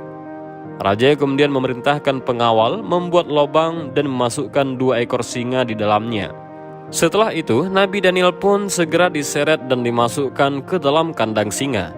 2 ekor singa itu telah siap menerkam. Tetapi Nabi Daniel tetap sabar dan memohon pertolongan kepada Allah Subhanahu wa taala. Ajaibnya, singa-singa yang lapar itu membungkam mulut mereka. Tak sedikit pun taring tajam diperlihatkan di hadapan sang nabi. Saat Nabi Daniel dimasukkan ke dalam kandang mereka, singa-singa itu justru menjilat Nabi. Singa yang garang berubah menjadi hewan yang patuh. Sungguh tak masuk akal, kecuali memang karena kekuasaan Allah. Allah memerintahkan singa-singa tersebut agar patuh. Beberapa hari dikurung di kandang singa, Nabi Daniel tetap selamat. Ia hidup bersama dengan para singa, hingga kemudian rasa lapar dirasakan oleh sang nabi. Allah pun kemudian memberi pertolongan. Allah mewahyukan kepada seorang nabi lain yang berada di Syam, atau kini dikenal dengan Suriah, Yordania, dan Palestina, yakni Nabi Aramia atau Yeremia, untuk menyiapkan makanan bagi Nabi Daniel. Namun Nabi Aramia kebingungan. Ya Tuhan, Saya sekarang berada di Yerusalem, sementara Nabi Daniel ada di Babel, ujarnya. Kemudian Allah pun mewahyukan, lakukan apa yang saya perintahkan, dan saya akan mengirim sesuatu yang akan membuatmu ke sana. Firman Allah kepada nabinya itu. Maka Nabi Aramia pun segera menyiapkan makanan. Nyata, Allah mengirim sesuatu yang kemudian mengantarkan Aramia menuju Babel. Saat itu telah tiba di ambang lubang, Nabi Daniel pun terkejut. Siapa ini? Nabi Daniel bertanya. Aku Aramia, jawab Nabi Aramia. Kenapa kau datang kemari? Tanya Nabi Daniel. Aku diutus oleh Tuhanmu untuk menemuimu, jawab Nabi Aramia. Apakah dia menyebut namaku? Ya, jawab Nabi Aramia. Nabi Daniel berkata, segala puji bagi Allah yang tidak melupakan orang yang paling mengingatnya. Segala puji bagi Allah yang tidak pernah mengecewakan orang yang berharap kepadanya. Segala puji bagi Allah yang barang siapa bertakwa kepadanya, niscaya Dia akan memberi kecukupan padanya. Segala puji bagi Allah yang barang siapa menaruh kepercayaan sepenuhnya kepadanya, niscaya tidak akan Dia pasrahkan urusannya pada yang lain. Segala puji bagi Allah yang telah membalas kebaikan dengan kebaikan dan membalas keburukan dengan ampunan. Segala puji bagi Allah yang telah membalas kesabaran dengan keselamatan. Segala puji bagi Allah yang telah menyingkap kesulitan kita setelah ditimpa musibah. Segala puji bagi Allah, Dialah yang kami percayai ketika kami berprasangka buruk atas amal-amal kami. Segala puji bagi Allah, Dialah harapan kami ketika semua cara tertutup di hadapan kami. Nabi Daniel, atau juga disebut Daniel, adalah seorang nabi dari kalangan Bani Israel. Secara etimologi, nama Daniel berasal dari bahasa Ibrani, Daniel, yang bermakna Allah adalah hakimku. Nabi Daniel adalah pemilik kitab Daniel, yaitu salah satu kitab perjanjian lama. Secara nasab, Nabi Daniel masih keturunan dari Nabi Daud alaihissalam. Beliau hidup sekitar tahun 620 sebelum Masehi hingga 538 sebelum Masehi. Dalam tradisi Yunani dan Kristen, namanya diabadikan dalam kitab Daniel di Alkitab Ibrani dan Injil. Namun dalam Islam, sosok yang dikenal dengan nama Daniel Tiberias tidak dimasukkan di dalam 25 nabi yang wajib diketahui. Dalam sebuah riwayat disebutkan jumlah nabi yang diutus Allah mencapai 124.000 orang. Sementara itu jumlah rasul sebanyak 313 orang. Kendati tidak dikisahkan di dalam Al-Quran, namun riwayat Nabi Daniel banyak ditemukan di dalam sejarah Islam, khususnya pada masa penaklukan Iskandarian, pada masa Khalifah Umar bin Khattab. Allah Subhanahu wa Ta'ala berfirman, dan kami telah mengutus rasul yang sungguh telah kami kisahkan tentang mereka kepadamu dahulu, dan rasul-rasul yang tidak kami kisahkan tentang mereka dahulu, dan Allah telah berbicara kepada Musa dengan langsung. Al-Quran Surah An-Nisa ayat 164. Makam Nabi Daniel. Sebuah makam yang konon merupakan tempat peristirahatan terakhir Nabi Daniel terletak di benteng Kirkuk di kota Kirkuk, Irak. Di sana ada sebuah masjid yang dibangun di atas kuburan itu. Masjid itu mempunyai gapura dan tiang-tiang dan 2 kubah pada dasar yang dihias. Di sampingnya terdapat 3 buah menara yang berasal dari akhir kekuasaan Mongol. Masjid itu sekitar 400 meter persegi, dan di situ ada 4 buah makam yang konon merupakan makam Daniel, Hana, Uzair, dan Mikail. Sebuah makam lain di Iran juga diklaim sebagai makam Nabi Daniel. Selain itu, masyarakat Mesir juga meyakini bahwa makam Nabi Daniel terletak di Iskandaria, Mesir. Menurut ahli sejarah Islam, kuburan Nabi Daniel ditemukan pada masa Khalifah Umar bin Khattab. Kala itu ketika Iskandaria berhasil dilumpuhkan oleh Amr bin Aish pada tahun 641 Masehi, Amr dan para tentara melihat ada sebuah yang tersembunyi dikunci dengan tembok besi. Kemudian mereka membukanya, dan ternyata di dalamnya ada lubang kecil yang ditutupi dengan marmer berwarna hijau, yang kemudian ditutup dengan marmer berwarna hijau lainnya. Ketika dibuka ternyata di dalamnya ada jenazah seorang laki-laki dengan kain kafan yang ditenun dengan benang emas dan memiliki badan yang sangat besar. Kejadian itu pun dilaporkan kepada Khalifah Umar, dan Umar bin Khattab segera bertanya kepada Ali bin Abi Thalib, Ali pun kemudian menjawab bahwa jenazah tersebut adalah jenazah Nabi Daniel. Umar bin Khattab segera memerintahkan Amr bin Ash untuk mengkafani kembali jenazah tadi dan meminta untuk dikuburkan di sebuah tempat yang tidak dapat dijangkau oleh orang-orang. Amr bin Ash lalu membuatkan kuburan lagi di kota Iskandariyah yang saat itu di atasnya dibangun sebuah masjid yang diberi nama Masjid Nabi Daniel. Dalam versi cerita ulama, Nabi Daniel mengabadikan gambarnya dan singa yang menemaninya itu pada permata cincin agar ia tidak lupa akan nikmat Allah atasnya. Diriwayatkan oleh Ibnu Abu Zunya dengan sanad yang hasan, sampai kini banyak negara mengaku memiliki makam Nabi Daniel. Sedikitnya ada 6 lokasi yang mengaku memiliki makamnya, tetapi hanya Allah Subhanahu wa Ta'ala yang tahu kebenarannya. Dalam kitab Yahudi dan Nasrani dikisahkan fitnah yang menimpa Nabi Daniel terjadi di masa kekuasaan Persia. Sang raja yang dekat dengan Nabi Daniel bernama Dairus karena mendapat tekanan dari pejabatnya. Dairus terpaksa memasukkan Nabi Daniel, nasihat kesayangannya itu, ke dalam lubang singa. Tapi Raja Dairus terus gelisah dan terus menengok kondisi sang Nabi. Kisah Nabi Daniel terdapat di dalam kitab suci Yahudi dan Nasrani yang ditulis dalam bahasa Ibrani dan Aramia dalam kitab sanad milik umat Yahudi serta dalam perjanjian lama milik Nasrani. Al-Quran tidak mengisahkan tentang Nabi Daniel, hanya saja ada hadis yang membenarkan kisah tersebut. Mengenai kisah para sahabat Nabi yang menemukan kabar Nabi Daniel dikabarkan oleh Ibnu Katsir dalam kitab Story of the Prophet karya Ibnu Katsir untuk mengetahui detailnya.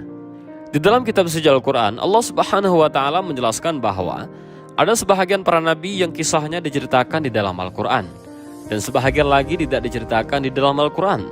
Contohnya seperti Nabi Daniel. Nabi Daniel bukanlah nabi dan rasul yang wajib kita ketahui, yang termasuk dalam 25 nabi yang patut kita ketahui. Tetapi kisahnya patut kita jadikan suri tauladan. Nabi Daniel adalah seorang nabi keturunan Bani Israel. Secara garis keturunan, Nabi Daniel adalah cucu dari Nabi Daud alaihi salam. Kisahnya memang tidak disebutkan di dalam Al-Quran, tetapi namanya dikenal khususnya pada masa penaklukan Iskandaria di masa Khalifah Umar bin Khattab. Nabi Daniel hidup di masa pembuangan bangsa Israel dari kerajaan Yahuda di Babilonia. Ia hidup pada masa Raja Nebukadnezar, seorang raja Babilonia yang sangat kejam. Tidak ada satupun laki-laki dari Bani Israel yang hidup, melainkan mengalami nasib dibunuh oleh sang raja tersebut. Anak-anak dipisahkan dari kedua orang tuanya. Lalu anak-anak yang pintar atau yang cerdas dilatih untuk mengabdi kepada raja tersebut. Nabi Daniel gugur syahid dalam perjuangan jihadnya melawan bangsa Tartar di daerah Hurmuzan. Dan makam Nabi Daniel ditemukan di zaman pemerintahan Umar bin Khattab. Dan makam kuburannya Nabi Daniel itu disembunyikan untuk menghindari kemusyrikan karena takut disembah atau dikultuskan oleh orang-orang Islam lainnya. Demikianlah kisah Nabi Daniel. Mudah-mudahan video ini bermanfaat. Allahu a'lam bishawab. Assalamualaikum warahmatullahi wabarakatuh. Assalamualaikum warahmatullahi wabarakatuh. Di dalam kitab hadis Ibnu Katsir menyebutkan bahwa ada kurang lebih 124.000 nabi dan 313 rasul yang diutus Allah Subhanahu wa Ta'ala, dan hampir sebahagian besar nabi diutus kepada kaum Bani Israel. Dan di kisah kali ini kita akan menceritakan seorang nabi dari kaum Bani Israel yang pada akhirnya ia dianggap sebagai anak Tuhan. Bagaimana kisah dan ceritanya, dan bagaimanakah kisah hidup dari Nabi Allah satu ini? Kisah kali ini ternukil dalam Al-Quran surah Al-Baqarah ayat ke-259. Namun di sana tidak disebutkan siapa nama nabinya. Al-Quran hanya menceritakan kisahnya saja. Namun para ahli sejarah berusaha menceritakan siapa nama nabi ini. Setelah dilakukan penelitian oleh para ahli sejarah, namanya adalah Nabiullah Uzair alaihi salam, nabi yang diutus kepada kaum Bani Israel. Ada khilaf dari para ulama yang mengatakan bahwa Uzair bukanlah nabi, melainkan orang soleh dari kalangan Bani Israel. Namun ada juga ulama yang berpendapat lain bahwasanya Uzair adalah seorang nabi yang diutus kepada kaum Bani Israel, dan Nabi Allah Uzair ini hidup di zaman antara Nabi Sulaiman dan Nabi Isa alaihissalam. Dan di kesempatan kali ini kita akan mengisahkan bagaimana Allah Subhanahu wa Ta'ala membuat Uzair tidur selama 1 abad. Kisah ini berlatar belakang di kota Palestina. Pada masa itu kota Palestina sedang mengalami serangan besar-besaran oleh seorang raja zalim yang bernama Nebukadnezar ataupun Bukhtun Nasar. Bukhtun Nasar adalah seorang raja dari Kekaisaran Babilonia. Peristiwa penyerangan ini terjadi kira-kira tahun 589 sebelum Masehi. Ketika itu, kota Palestina hancur lebur akibat penyerangan Raja Bukhtun Nasar ini dengan membawa ratusan ribu pasukannya. Bahkan ketika itu kota ini nyaris rata dengan tanah, dan Haikal Sulaiman pun ikut hancur ketika itu. Dan parahnya lagi, kitab suci Taurat hilang akibat peristiwa penghancuran besar-besaran ini terjadi. Beberapa saat setelahnya, kaum Bani Israel dilanda kepanikan karena tak ada seorang pun yang benar-benar menghafal isi dari Taurat. Ketika itu, ada seorang nabi yang bernama Uzair. Nabi Uzair ini menyimpan satu-satunya Taurat terakhir. Ia menyimpan Taurat itu dan dipendam di suatu tempat yang hanya ia saja yang tahu di mana lokasinya. Pada suatu hari Nabi Allah Uzair dikisahkan hendak pergi keluar rumah bersama khimarnya. Khimar artinya adalah keledai. Sebelum ia keluar dari rumah, ia bawakan bekal makanan berupa buah tin, buah anggur, dan beberapa bejana air. Maka berangkatlah Uzair ini dengan menaiki keledainya. Di sepanjang jalan, ia melihat pemandangan kota Palestina yang hancur lebur, dan tibalah Nabiullah Uzair ini di suatu tempat. Ia merasa lelah dan hendak beristirahat sejenak. Kemudian beliau mengikatkan tali kekangan keledainya. Tak jauh dari situ, lalu Nabi Uzair memakan sebahagian buah tin dan memeras anggur untuk diminum airnya sambil melihat kehancuran kota Palestina. Nabiullah Uzair berkata, bagaimana Allah Subhanahu wa Ta'ala menghidupkan kembali negeri ini setelah hancur lebur seperti ini? Tentunya kata-kata ini bukanlah merujuk pada ketidakyakinan Uzair akan kuasa Allah Subhanahu wa Ta'ala. Namun maknanya adalah kira-kira butuh waktu berapa lama kota yang sudah hancur lebur ini bisa kembali indah dan ramai seperti dulu lagi. Setelah sebahagian beliau memakan bekal makanannya, ia berencana untuk beristirahat atau tidur sebentar. Ketika itu, waktu menunjukkan siang hari atau zuhur. Uzair mulai membaringkan badannya dan perlahan ia pun tertidur. Dan ternyata Allah Subhanahu wa Ta'ala membuat Nabi Uzair tidur selama 100 tahun lamanya. Ada para ulama berpendapat mengatakan bahwasanya di peristiwa ini Nabi Allah Uzair diangkat ruhnya dan dikembalikan lagi ke jasadnya setelah 100 tahun. Berbeda dengan kisah Ashabul Kahfi yang Allah Subhanahu wa Ta'ala membuat mereka tidur selama 39 tahun. Ashabul Kahfi Allah membuatnya tidur, namun Nabi Allah Uzair malah Allah wafatkan lalu dihidupkan kembali setelah 100 tahun untuk membuktikan kepada kaum Bani Israel bahwasanya kuasa Allah Subhanahu wa Ta'ala di atas segala makhluk. Allah Subhanahu wa Ta'ala bisa mematikan yang hidup dan bisa menghidupkan yang mati. Semua mudah bagi Allah Subhanahu wa Ta'ala. Singkat cerita, ketika 100 tahun berlalu, Allah Subhanahu wa Ta'ala hidupkan lagi Nabi Uzair di waktu petang, seolah-olah ia hanya baru saja terbangun dari tidurnya. Lantas ketika itu Nabi Uzair pun membuka matanya. Uzair melihat anggur dan buah tin di sebelahnya masih ada dan terlihat utuh. Di peristiwa ini Allah Subhanahu wa Ta'ala berkata kepada Uzair, berapa lama engkau tertidur? Nabi Uzair menjawab, mungkin setengah hari atau 1 hari saja. Karena memang beliau mulai tidur di waktu zuhur dan terbangun di waktu petang menjelang sore. Rasanya mungkin hanya seperti itu. Allah Subhanahu wa Ta'ala menjawab, tidak, engkau telah tidur selama 100 tahun. Nabi Uzair kaget mendengar hal ini. ia melihat ke arah bekal makanannya, yaitu buah tin dan perasan anggur yang keduanya masih utuh, sama seperti sebelum ia tertidur. Namun ketika ia melihat keledainya, rupanya keledainya sudah menjadi tulang belulang. Ya, wajar saja karena sudah 100 tahun berlalu. Kemudian Allah Subhanahu wa Ta'ala atas segala kebesarannya menyusun tulang belulang keledainya itu hingga menyerupai bentuk semula, kemudian dibalut dengan daging dan kulit, dan pada akhirnya Allah Subhanahu wa Ta'ala tiupkan kembali ruh dari keledai Uzair ini. Lantas terkejutlah Nabiullah Uzair melihatnya.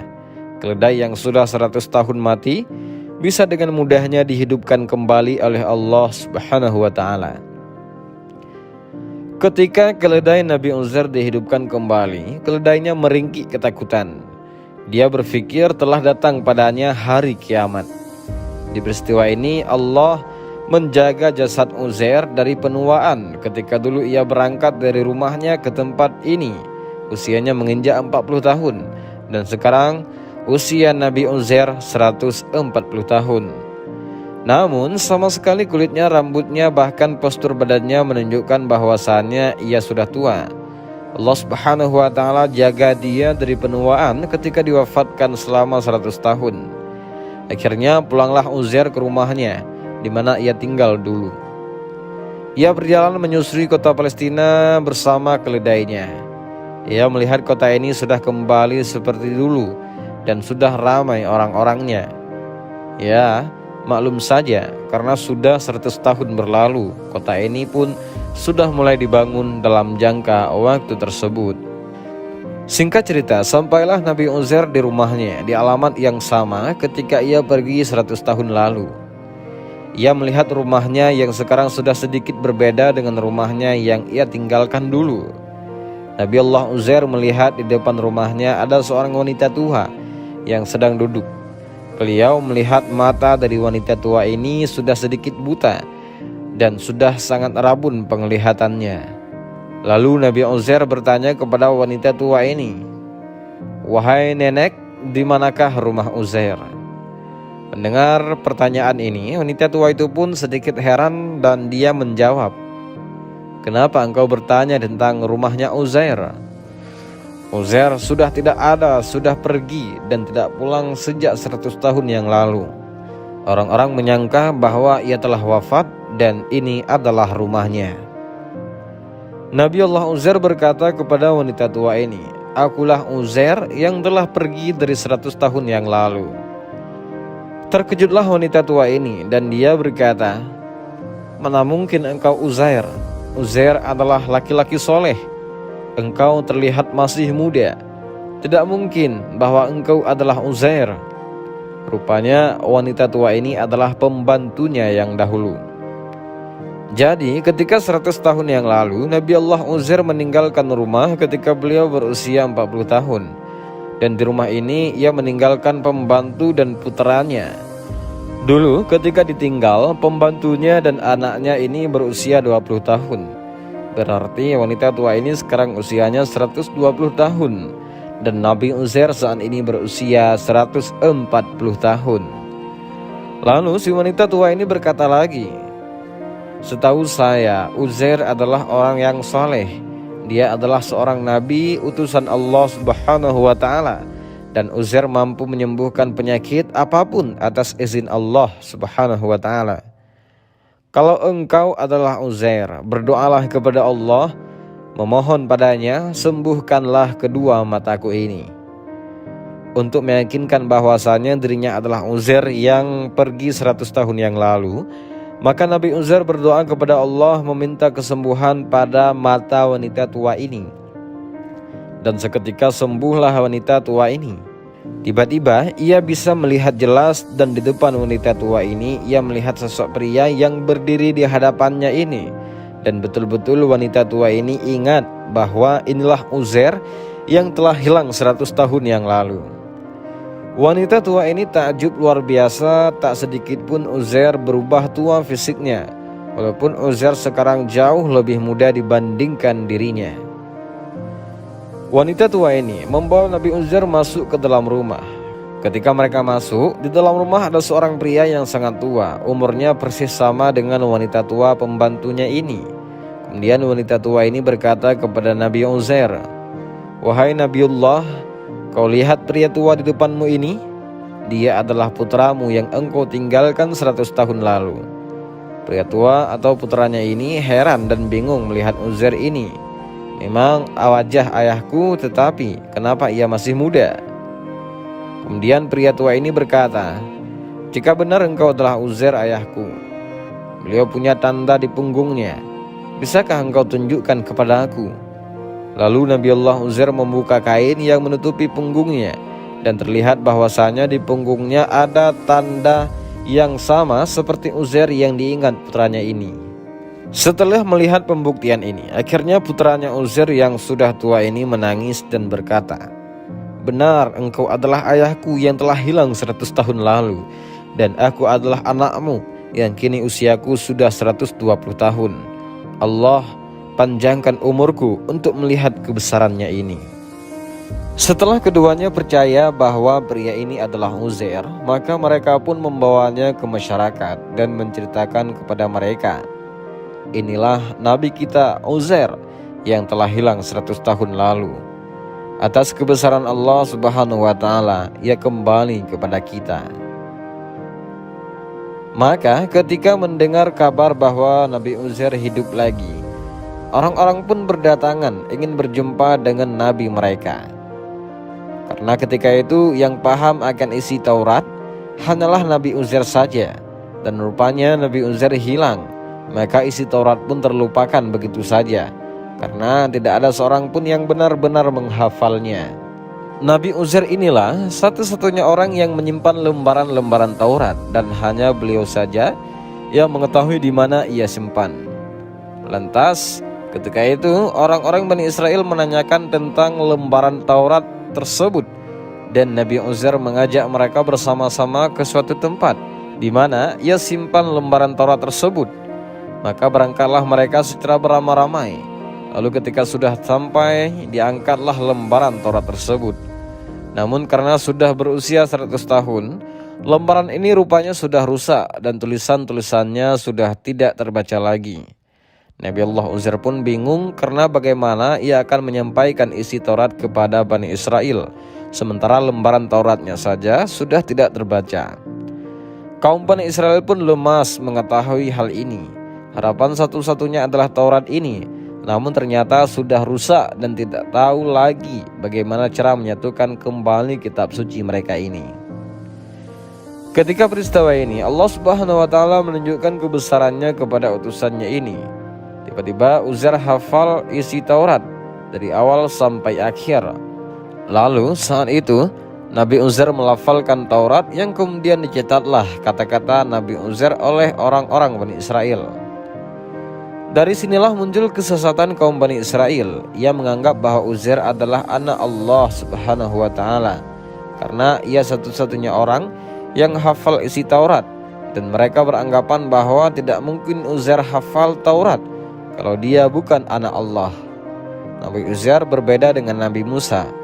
Ketika Nabi Musa menyampaikan isi Taurat kepada kaum Bani Israel, Nabi Musa masih membawa lembaran-lembaran Taurat. Kalau Nabi Uzair, ia menyampaikan isi Taurat tanpa lembaran. Dan dari sinilah timbul penyimpangan bahwasanya Uzair adalah anak Allah, padahal Allah Subhanahu wa Ta'ala lah yang meletakkan hafalan Taurat di hati Uzair, sehingga Nabi Allah Uzair hafal isi Taurat dari awal sampai akhir.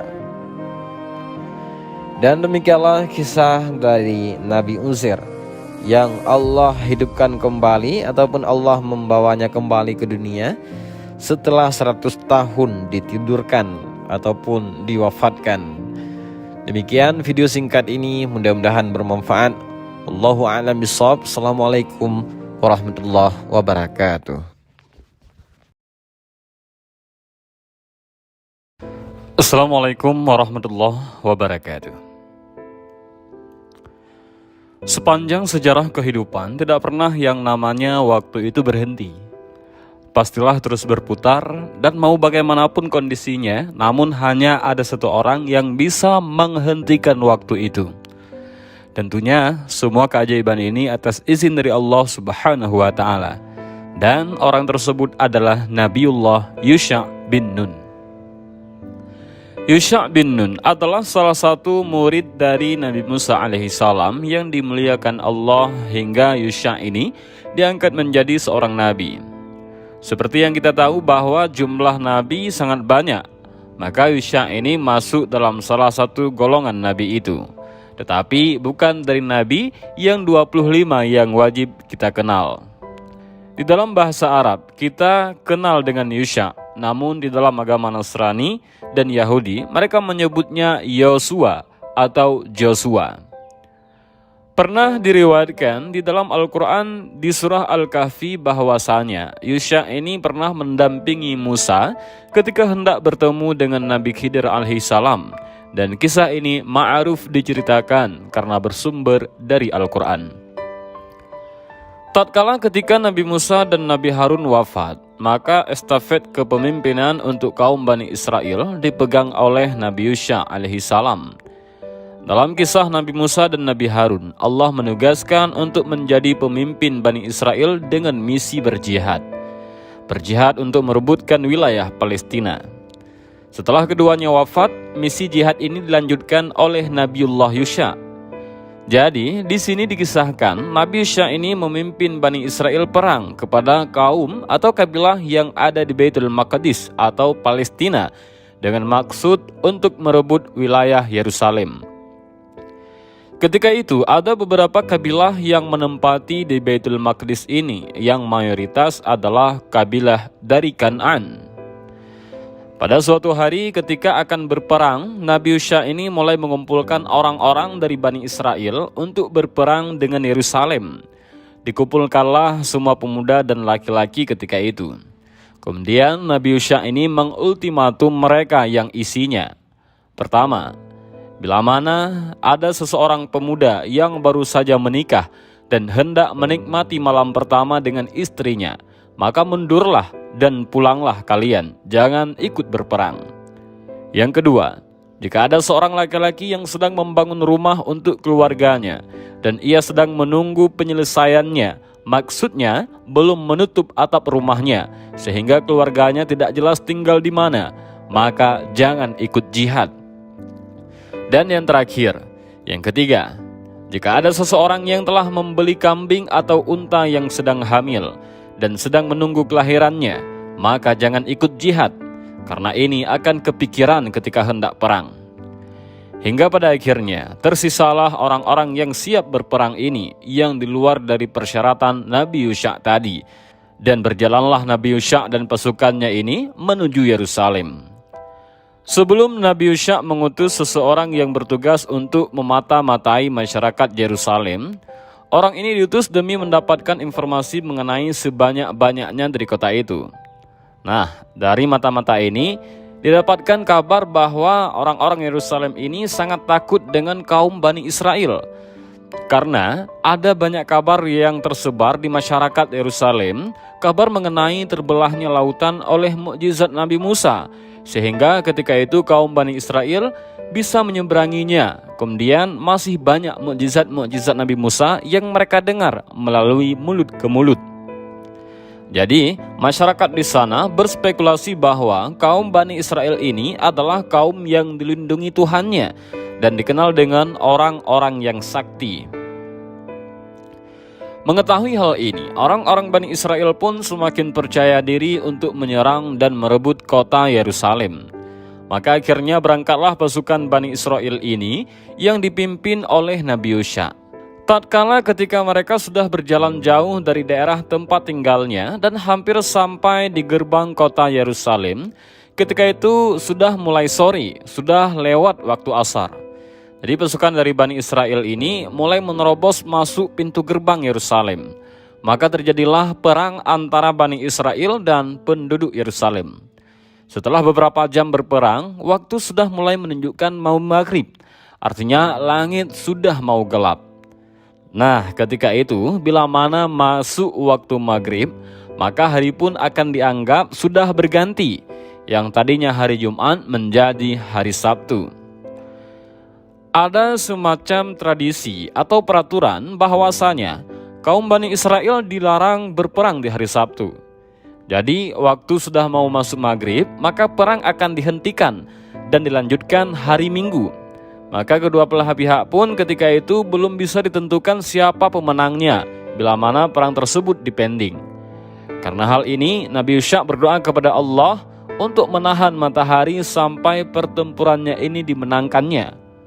Nabi Yusha menunjukkan mukjizatnya dan dia menunjuk kepada matahari dan berkata, "Hei, kamu diperintahkan Allah dan aku juga diperintahkan Allah. Jangan bergerak dulu sampai perang ini menang." Setelah itu matahari pun berhenti dan kondisinya benar-benar matahari berhenti sampai perang dimenangkan Bani Israel. Coba bayangkan, selama ini matahari selalu on time, selalu tepat waktu apabila terbit maupun tenggelam. Namun atas izin Allah, ketika itu matahari ditahan untuk Nabi Yusha karena Allah ingin memuliakan hambanya ini. Dan ini juga pernah dikatakan oleh baginda Nabi Muhammad SAW bahwasanya matahari itu tidak pernah ditahan kecuali untuk Nabi Yusha alaihissalam.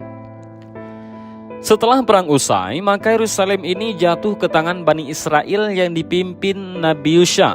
Dan Allah perintahkan Bani Israel untuk memasuki Yerusalem. Allah perintahkan, masuklah kalian dengan sujud. Maksudnya di sini adalah dengan menundukkan kepala atau dengan posisi ruku'. Tapi seperti yang kita tahu bahwasanya kaum Bani Israel ini adalah orang-orang yang keras kepala dan senantiasa bersikap kurang ajar terhadap Allah dan kepada nabinya. Diperintahkan masuk dengan menundukkan kepala, ini malahan mereka masuk dengan posisi berbalik atau posisi membelakangi. Padahal Allah kurang apa lagi kepada mereka. Sudah dikasih kemenangan, sudah ditampakkan mukjizat, tetapi masih saja mereka ini mungkar kepada Allah dan nabinya. Dan Masya Allah sekali, dan ini sungguh kaum yang merugi. Bukan hanya itu saja, disuruh masuk ke Yerusalem dengan menyebut khittah, atau yang artinya, "Ya Allah, ampunilah aku." Malah kata-katanya dipelesetkan menjadi hintah, yang artinya, "Ya Allah, berikanlah makanan." Disuruh minta ampun, malah minta makanan. Mereka sudah dimenangkan, tinggal masuk saja, masih kurang ajar. Dan maka akhirnya Bani Israel ini tinggal di Yerusalem dan Bait al-Maqdis. Dan sejak saat itu yang dipimpin oleh seorang nabi yang bernama Yusha bin Nun. Dan jadi itulah kisah tentang Nabi Yusha bin Nun. Semoga cerita kali ini bermanfaat, lebih kurangnya mohon dimaafkan. Demikian video ini, mudah-mudahan bermanfaat. Allahu a'lam bishawab. Assalamualaikum warahmatullahi wabarakatuh. Assalamualaikum warahmatullahi wabarakatuh. Beberapa dari umat muslim mungkin sudah tak asing lagi ketika mendengar kata Lailatul Qadar. Bahkan beberapa di antaranya pasti ada yang sudah sangat memahaminya. Tapi tahukah kalian sejarah munculnya Lailatul Qadar ternyata sangat erat kaitannya dengan seorang lelaki hebat dan kuat yang bernama Samsun. Jika bukan berkat kekuatannya, Lailatul Qadar disebut-sebut tidak akan pernah ada di setiap bulan Ramadan. Dan mengapa Lailatul Qadar ada hubungannya dengan Nabi Samsun itu? Bulan Ramadan selalu disebut-sebut sebagai bulan teristimewa di antara semua bulan yang ada. Sebab di dalamnya terdapat satu malam yang digambarkan Allah sangat mulia dan lebih baik dari 1000 bulan. Allah Subhanahu wa Ta'ala berfirman yang artinya, "Sesungguhnya kami telah menurunkannya Al-Quran pada malam Qadar. Dan tahukah kamu apakah malam kemuliaan itu? Malam kemuliaan itu adalah lebih baik daripada 1000 bulan. Al-Quran Surah Al-Qadar ayat 1-3. Malam Lailatul Qadar adalah malam yang paling dicari-cari dan dinanti-nanti oleh para pencari kebaikan. Sebab pada malam itu turun para malaikat bersama Jibril untuk mengatur semua urusan sambil membawa rahmat, kebaikan, salam dan berkah dari langit. Pada malam itu turun para malaikat dan ruh Jibril dengan izin Tuhannya untuk mengatur semua urusan. Sejahteralah malam itu sampai terbit fajar. Al-Quran Surah Al-Qadar ayat 4-5. Sesungguhnya kami menurunkannya pada malam yang diberkahi. Sungguh kamilah yang memberi peringatan. Pada malam itu dijelaskan segala urusan yang penuh hikmah, yaitu urusan dari sisi kami. Sungguh kamilah yang mengutus rasul-rasul sebagai rahmat dari Tuhanmu. Sungguh Dia Maha mendengar, Maha mengetahui. Al-Quran Surah Ad-Dukhan ayat 3-6. Sebahagian besar ulama tafsir menjelaskan bahwa pada malam Lailatul Qadar hanya ada kebaikan dan keberkahan yang memenuhi malam tersebut. Tidak ada kejahatan dan keburukan apapun. Setan-setan tidak mampu berbuat kerusakan dan kejahatan sampai terbitnya fajar di pagi hari. Adapun maksud dari lebih baik dari 1000 bulan, yaitu seluruh amalan pada malam itu lebih baik atau lebih utama dari amalan 1000 bulan tanpa Lailatul Qadar. Dalam riwayat dijelaskan bahwa Lailatul Qadar akan turun pada 10 malam terakhir bulan Ramadan, tepatnya pada malam-malam ganjil. Barang siapa yang menghidupkan malam itu dengan ibadah karena mengharapkan keutamaannya, maka Allah akan mengampuni dosa-dosa orang tersebut, baik yang lalu maupun yang akan datang. Lailatul Qadar terjadi pada 10 malam terakhir. Barang siapa yang menghidupkan malam-malam itu karena berharap keutamaannya, maka sesungguhnya Allah akan mengampuni dosa-dosa yang lalu dan yang akan datang. Dan malam itu adalah pada malam ganjil, ke-29, 27, 25, 23 atau malam terakhir di bulan Ramadan. Hadis riwayat Ahmad. Makanya sering kita lihat pada malam ganjil 10 hari terakhir Ramadan, orang-orang pada antusias beribadah. Biasanya orang-orang pada melakukan i'tikaf atau berdiam diri di masjid. Di sana mereka melakukan berbagai kegiatan terpuji yang sifatnya mendekatkan diri kepada Allah, seperti sholat, berzikir, berdoa, dan lain sebagainya. Mengapa demikian? Karena dengan cara itulah Lailatul Qadar bisa diraih. Walaupun urusan siapa yang mendapatkannya hanya Allah saja yang tahu dan berhak menentukan. Rasulullah Shallallahu Alaihi Wasallam sendiri juga tak pernah ketinggalan untuk berburu Lailatul Qadar. Hal itu dibuktikan dengan meningkatnya frekuensi ibadah beliau saat Ramadan yang menyisakan 10 malam terakhir. Bahkan dikatakan dalam sebuah riwayat bahwa pada waktu-waktu tersebut Rasulullah akan mengencangkan sarungnya dan menjauhi istri-istrinya. Dari Aisyah radhiyallahu anha, ia berkata, apabila Nabi Shallallahu Alaihi Wasallam memasuki 10 terakhir bulan Ramadan, beliau mengencangkan sarungnya untuk menjauhi para istri beliau dari berjima, menghidupkan malam-malam tersebut dan membangunkan keluarganya. Hadis riwayat Bukhari dan Muslim. Sungguh beruntungnya menjadi umat Islam karena Allah menganugerahkan Lailatul Qadar untuk kita. Namun itu semua tidak akan pernah ada andai kata bukan karena seorang nabi yang dengan kekuatannya berjuang selama 1000 bulan melawan kekufuran dan beribadah kepada Allah. Nabi tersebut bernama Syam'un al-Ghazi alaihi salam, atau dalam bahasa Ibrani dikenal dengan nama Samsun. Dalam sebuah riwayat dikisahkan pada suatu malam di bulan suci Ramadan, Rasulullah SAW berkumpul bersama para sahabatnya. Lalu salah seorang di antara para sahabat bertanya kepada Rasul, "Apa yang membuatmu tersenyum, wahai Rasulullah?" Rasulullah menjawab, "Diperlihatkan kepadaku hari akhir, ketika di mana seluruh manusia dikumpulkan di padang mahsyar. Semua nabi dan rasul berkumpul bersama umatnya masing-masing, masuk ke dalam surga. Ada salah seorang nabi yang dengan membawa pedang, tidak memiliki pengikut satupun, masuk ke dalam surga. Dia adalah Syam'un."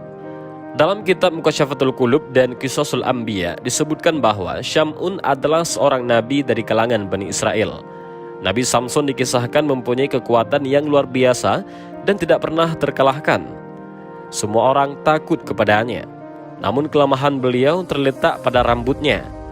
Hidup Nabi Samsun dipenuhi dengan berperang melawan kekufuran. Beliau memiliki senjata ajaib yang selalu dibawa saat berperang. Senjata tersebut berupa pedang yang terbuat dari tulang rahang unta. Suatu hari, penguasa kafirin ingin menghabisi Nabi Samsun. Diumumkanlah bahwa barang siapa yang dapat menangkap Nabi Samsun akan mendapat hadiah berupa emas dan permata yang berlimpah. Karena tergiur dengan iming-imingan imbalan tersebut, akhirnya istri Nabi Samsunlah yang membantu seorang penguasa. Dia memutuskan untuk berkhianat kepada suaminya. Setelah mantap dengan keputusan itu, istri Nabi Samsun pun menjalankan aksinya di saat Nabi Samsun tidur di malam hari. Ia berupaya mengikat suaminya dengan seutas tali, Namun percobaan itu selalu gagal karena Nabi Samsun selalu memutusnya. Nabi Samsun yang sempat merasa heran dengan perbuatan istrinya sempat menanyakan alasan dibalik tujuan dirinya diikat. Namun sang istri berdalih jika itu semua dilakukan hanya untuk menguji kekuatan beliau. Karena sayang dan cinta kepada istrinya dan sudah menganggapnya sebagai orang paling dekat, Nabi Samsun lalu membocorkan rahasia dibalik kekuatannya yang berada pada rambutnya. Maka di malam terakhir, istri Nabi Samsun memotong rambut suaminya dan mengikat tubuh Nabi Samsun dengan rambut tersebut. Kemudian ia memberitahukan hal itu kepada penguasa. Dalam keadaan tidak bisa melepaskan diri, Nabi Samsun dibawa oleh pasukan ke hadapan sang raja. Saat di hadapan raja, Nabi Samsun mendapat siksaan yang amat luar biasa. Beberapa bahagian tubuhnya dipotong lalu dipertontonkan kepada masyarakat. Kedua mata Nabi Samsun juga dibuat menjadi buta saking hebatnya siksaan itu. Nabi Samsun kemudian berdoa kepada Allah dan memohon pertolongannya. Doa beliau pun diterima oleh Allah dan beliau diberi kekuatan lagi. Singkat cerita, istana yang menjadi saksi kezaliman orang-orang kafir pun dibuat hancur oleh beliau, termasuk orang-orang yang ada di dalamnya, dan tidak terkecuali istri yang telah mengkhianatinya. Setelah kejadian tersebut, Nabi Samsun bersumpah kepada Allah akan menebus semua kesalahannya dengan beribadah dan berjuang menumpas kebatilan dan kekufuran selama 1000 bulan tanpa henti. Menurut kisah yang diceritakan ketika Rasulullah telah selesai menceritakan kisah Nabi Samsun yang berjuang selama 1000 bulan, setelah seorang sahabat berkata, "Ya Rasulullah, kami ingin juga beribadah seperti Nabi Allah Syam'un al-Ghazi." Mendengar perkataan sahabat tersebut, Rasulullah terdiam sejenak. Dalam diam itu, ternyata turunlah wahyu yang menyampaikan ayat-ayat dalam surah Al-Qadar. Malaikat Jibril mewahyukan kepada Rasulullah bahwa pada malam bulan Ramadan terdapat sebuah malam di mana malam itu lebih baik daripada 1000 bulan. Seorang ulama asal Mesir bernama Syekh Ahmad Al-Misri berkata, dalam sebuah tausiahnya, setidaknya ada 3 alasan mengapa Allah menganugerahkan malam Lailatul Qadar kepada umat Rasulullah. Pertama, Allah ingin memperlihatkan salah satu kebesarannya agar umat Rasulullah mengingat besarnya nikmat Allah. Yang kedua, Allah ingin mengimbangi ibadah umat terdahulu yang umurnya panjang-panjang seperti diketahui 1000 bulan setara 83 tahun 4 bulan. Sementara umur umat Nabi Muhammad SAW rata-rata kisaran hanya 60-70 tahun. Dan terakhir, Allah ingin memuliakan umat Nabi Muhammad dengan melipat gandakan amalan di malam Lailatul Qadar yang semuanya lebih baik dari 1000 bulan. Tapi, apapun alasan Allah menganugerahkan malam Lailatul Qadar kepada umat Islam, yang pasti untuk mendapatkan kebaikan tersebut, kita tidak perlu beribadah atau berjuang selama 1000 bulan, seperti halnya Nabi Syam'un al-Ghazi alias Nabi Samsun. Dan yang paling penting, Nabi Samsun yang dikisahkan ini jangan pernah dibayangkan sama seperti si Samsun yang biasa ditampilkan di dalam film-film.